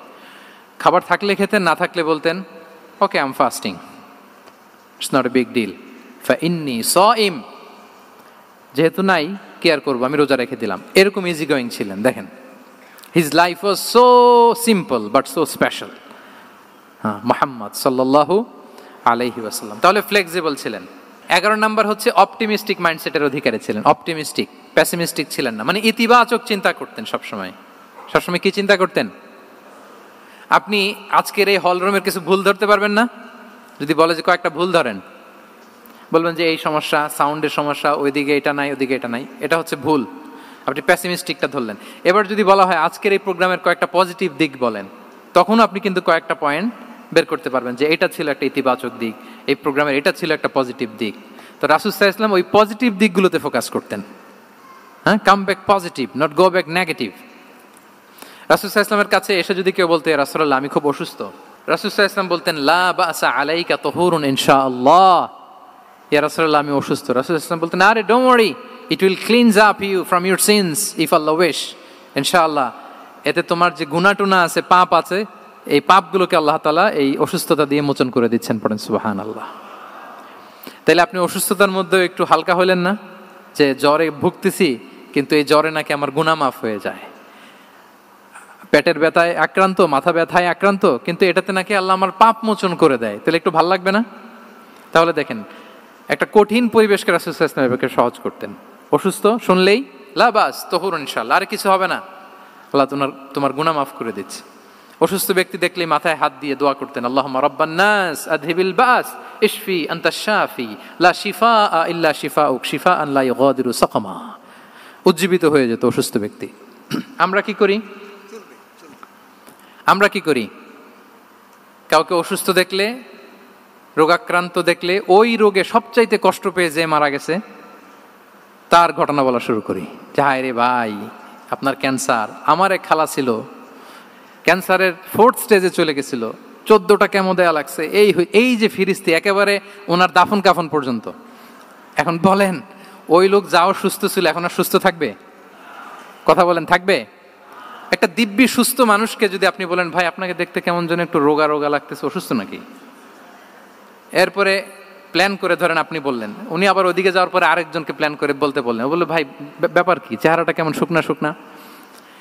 এরকম 5 জন বলার পরে ওই বিকেলে কাঁথা গায়ে দিয়ে শুয়ে ফেলবে বিছানায়। তোরে আপনি অসুস্থ এমনি বানায় ফেলছেন। কিন্তু রাসূলুল্লাহ সাল্লাল্লাহু আলাইহি ওয়া আলিহি ওয়াসাল্লাম উনি বলতেন লাবাস লাবাস আলাইক তাহুরুন ইনশাআল্লাহ, আরে সুস্থ হয়ে যাবা। এজন্য দেখতে গেলে আপনি উৎসাহিত করবেন, বলবেন আরে ভাই আপনারা তো খুব সুস্থ লাগতেছে। কে বলছে আপনি অসুস্থ? অসুস্থতার কোনো ছোঁয়াই তো আপনার মধ্যে নাই। হ্যাঁ, you are looking very fine, চমৎকার লাগতেছে আপনার, কে বলছে? তো ভালো হয়ে যাচ্ছেন। এটা বললে উনি আশা পায়। আর আপনি যদি ওই রোগে সবচেয়ে কষ্ট পেয়ে যে মারা গেল, এই ঘটনা যদি ওনারে শোনান, উনি বাঁচবে বলেন? তাহলে আমরা মানুষকে উৎসাহিত করব, অপটিমিস্টিক হব, প্যাসিমিস্টিক হব না। এবার বলুন হুনাইনের যুদ্ধে, কুইজ, হুনাইনের যুদ্ধ কত হিজরিতে হয়েছিল? 8ম। হ্যাঁ, মাত্র 2-4 জন বলতেছে। আমাদের ওই যে হাসানা ফাউন্ডেশনের একটা সিরা অলিম্পিয়াড চলতেছে, এটাতে অংশগ্রহণ করতে হবে আপনাদের। আমরা প্রতিদিন একটা করে কুইজ জানান দিচ্ছি মানুষদেরকে, একেবারে সব মুখস্থ হয়ে যাবে ইনশাআল্লাহ। তাহলে 8ম হিজরিতে হাওয়াজিন বনু সাকিব গোত্রের বিশাল ব্যাটালিয়ন নিয়ে ওরা আসছে, এবং ওরা আসছে যে আমরা শুধু একা যাব না, আমাদের স্ত্রী বাচ্চা কাচ্চা, আমাদের যার ঘরে যত সম্পদ আছে সব নিয়ে মরুভূমিতে যাব। এটা নিয়ে যাব কেন? সবার মধ্যে যেন ইন্সপিরেশন আসে যে যদি আমরা হারি আমরা সব শেষ, আমাদের সম্পদও নিয়ে যাবে। আর এগুলো রক্ষার জন্য হলেও মোহাম্মদের বিরুদ্ধে আমাদেরকে জয়লাভ করতে হবে। কি টেকনিক দেখেন। সব যখন নিয়ে দাঁড়াইছে বিশাল বাহিনী, এক সাহাবী এসে বলল ইয়া রাসূলুল্লাহ, কালকে তো আমাদের খবর আছে, এই বাহিনীকে আমরা কি করে পরাস্ত করব? ইয়া রাসূলুল্লাহ, এসে দেখুন, পাহাড় থেকে দেখুন কত বিশাল বাহিনী। রাসূল সাল্লাল্লাহু আলাইহি ওয়াসাল্লাম দেখা মাত্রই বললেন তিলকা গনিমাতুল মুসলিমিনা গাদান ইনশাআল্লাহ। আরবি যারা বোঝেন যে it will be the war booty for the Muslim community tomorrow ইনশাআল্লাহ। আরে এগুলো তো আমরা সব গনিমত আকারে ব্যাগে কইরা মদিনায় নিয়ে যাব। এই যুদ্ধে জয়লাভ করে যা আছে এগুলো উটে করে ওয়ার বুটি হিসেবে মদিনায় নিয়ে যাব। বলার সাথে সাথে সাহাবীদের সব ভয় দূর হয়ে গেল, আবার প্রাণ ফিরে পেলেন, সজীব হয়ে উঠলেন, উজ্জীবিত হলেন। তাহলে আমরা অপটিমিস্টিক হব, আমরা ইতিবাচক চিন্তা করব। এবং ইসলাম আল্লাহ তাআলার ব্যাপারেও আমাদেরকে ইতিবাচক ধারণা রাখতে উৎসাহিত করে। হাদিসে কুদসিতে আল্লাহ বলেন আনা ইনদা যান্নি আবিদি বি, আমার বান্দার নিকট আমি তেমন, আমার বান্দা আমার ব্যাপারে ঠিক যেমন ধারণা করে। আপনি যদি ধারণা করেন আল্লাহ দয়ালু, ঠিক আল্লাহ তাআলাকে দয়ালু পাবেন। এখন বলেন আল্লাহর ব্যাপারে কার ধারণা কেমন? আল্লাহ তাআলা খুব প্রতিশোধ পরায়ণ না? প্রচন্ড রাগী, আমাদের সবাইকে জাহান্নামে দেওয়ার জন্য বসে আছেন না? তাহলে কি ধারণা বলেন তো? তিনি দয়াময়, তিনি মেহেরবান, তিনি আমাদেরকে অবশ্যই ক্ষমা করবেন। এই বিশ্বাস আল্লাহর প্রতি আমাদের সবার আছে তো? এই বিশ্বাস যদি থাকে ঠিকই আল্লাহ তাআলাকে রহমান রাহিম হিসেবেই আপনি পাবেন। লাস্ট হচ্ছে রেজিলিয়েন্ট। শেষ, I am going to conclude my speech today. Resilient হচ্ছে যাকে থামানো যায় না, আনস্টপেবল। সংকট কাটিয়ে ঘুরে দাঁড়ানোর সামর্থ্য যার থাকে তাকে বলে রেজিলিয়েন্ট। লেগে থাকার মানসিকতা, টিকে থাকার যোগ্যতা, সহজে হার না মানার যে অ্যাটিটিউড, এটাকে বলে রেজিলিয়েন্ট মাইন্ডসেট। রাসূল সাল্লাল্লাহু আলাইহি ওয়াসাল্লামকে আল্লাহ তাআলা এই মাইন্ডসেট দিয়েছিলেন। ওনাকে হারাইতে পারছে কেউ? জীবনের সাথে এটা সেট করে নেন যে আমি কখনো হারি না, আমি হয় জিতি নয় শিখি। আমি কখনো হয় জিতি নয় শিখি। এই মাইন্ডসেট যদি গ্রো করেন আপনার হারাইতে পারবে কেউ? পারবে না। রাসূল সাল্লাল্লাহু আলাইহি ওয়াসাল্লাম he was unstoppable, having unbelievable সাবর। ধৈর্যের পাহাড় নিয়ে, আনস্টপেবল অ্যাটিটিউড নিয়ে তিনি শুধু সামনে গিয়েছেন, পেছনে যান নাই কখনো। সীমাহীন কষ্ট আর সংগ্রামের মধ্য দিয়ে গিয়েছেন, থামাতে পারে নাই ওনাকে কেউ পারে নাই। ইয়াতিম হিসেবে জন্মগ্রহণ করলেন, পৃথিবীর আলো দেখবার আগে বাবাকে হারালেন, ছোট বয়সে মাকে হারালেন, পরে দাদাকে হারালেন, এরপর চাচাকে হারালেন। শিয়াবে আবি তালেবে জেল খেটেছেন 3 বছর।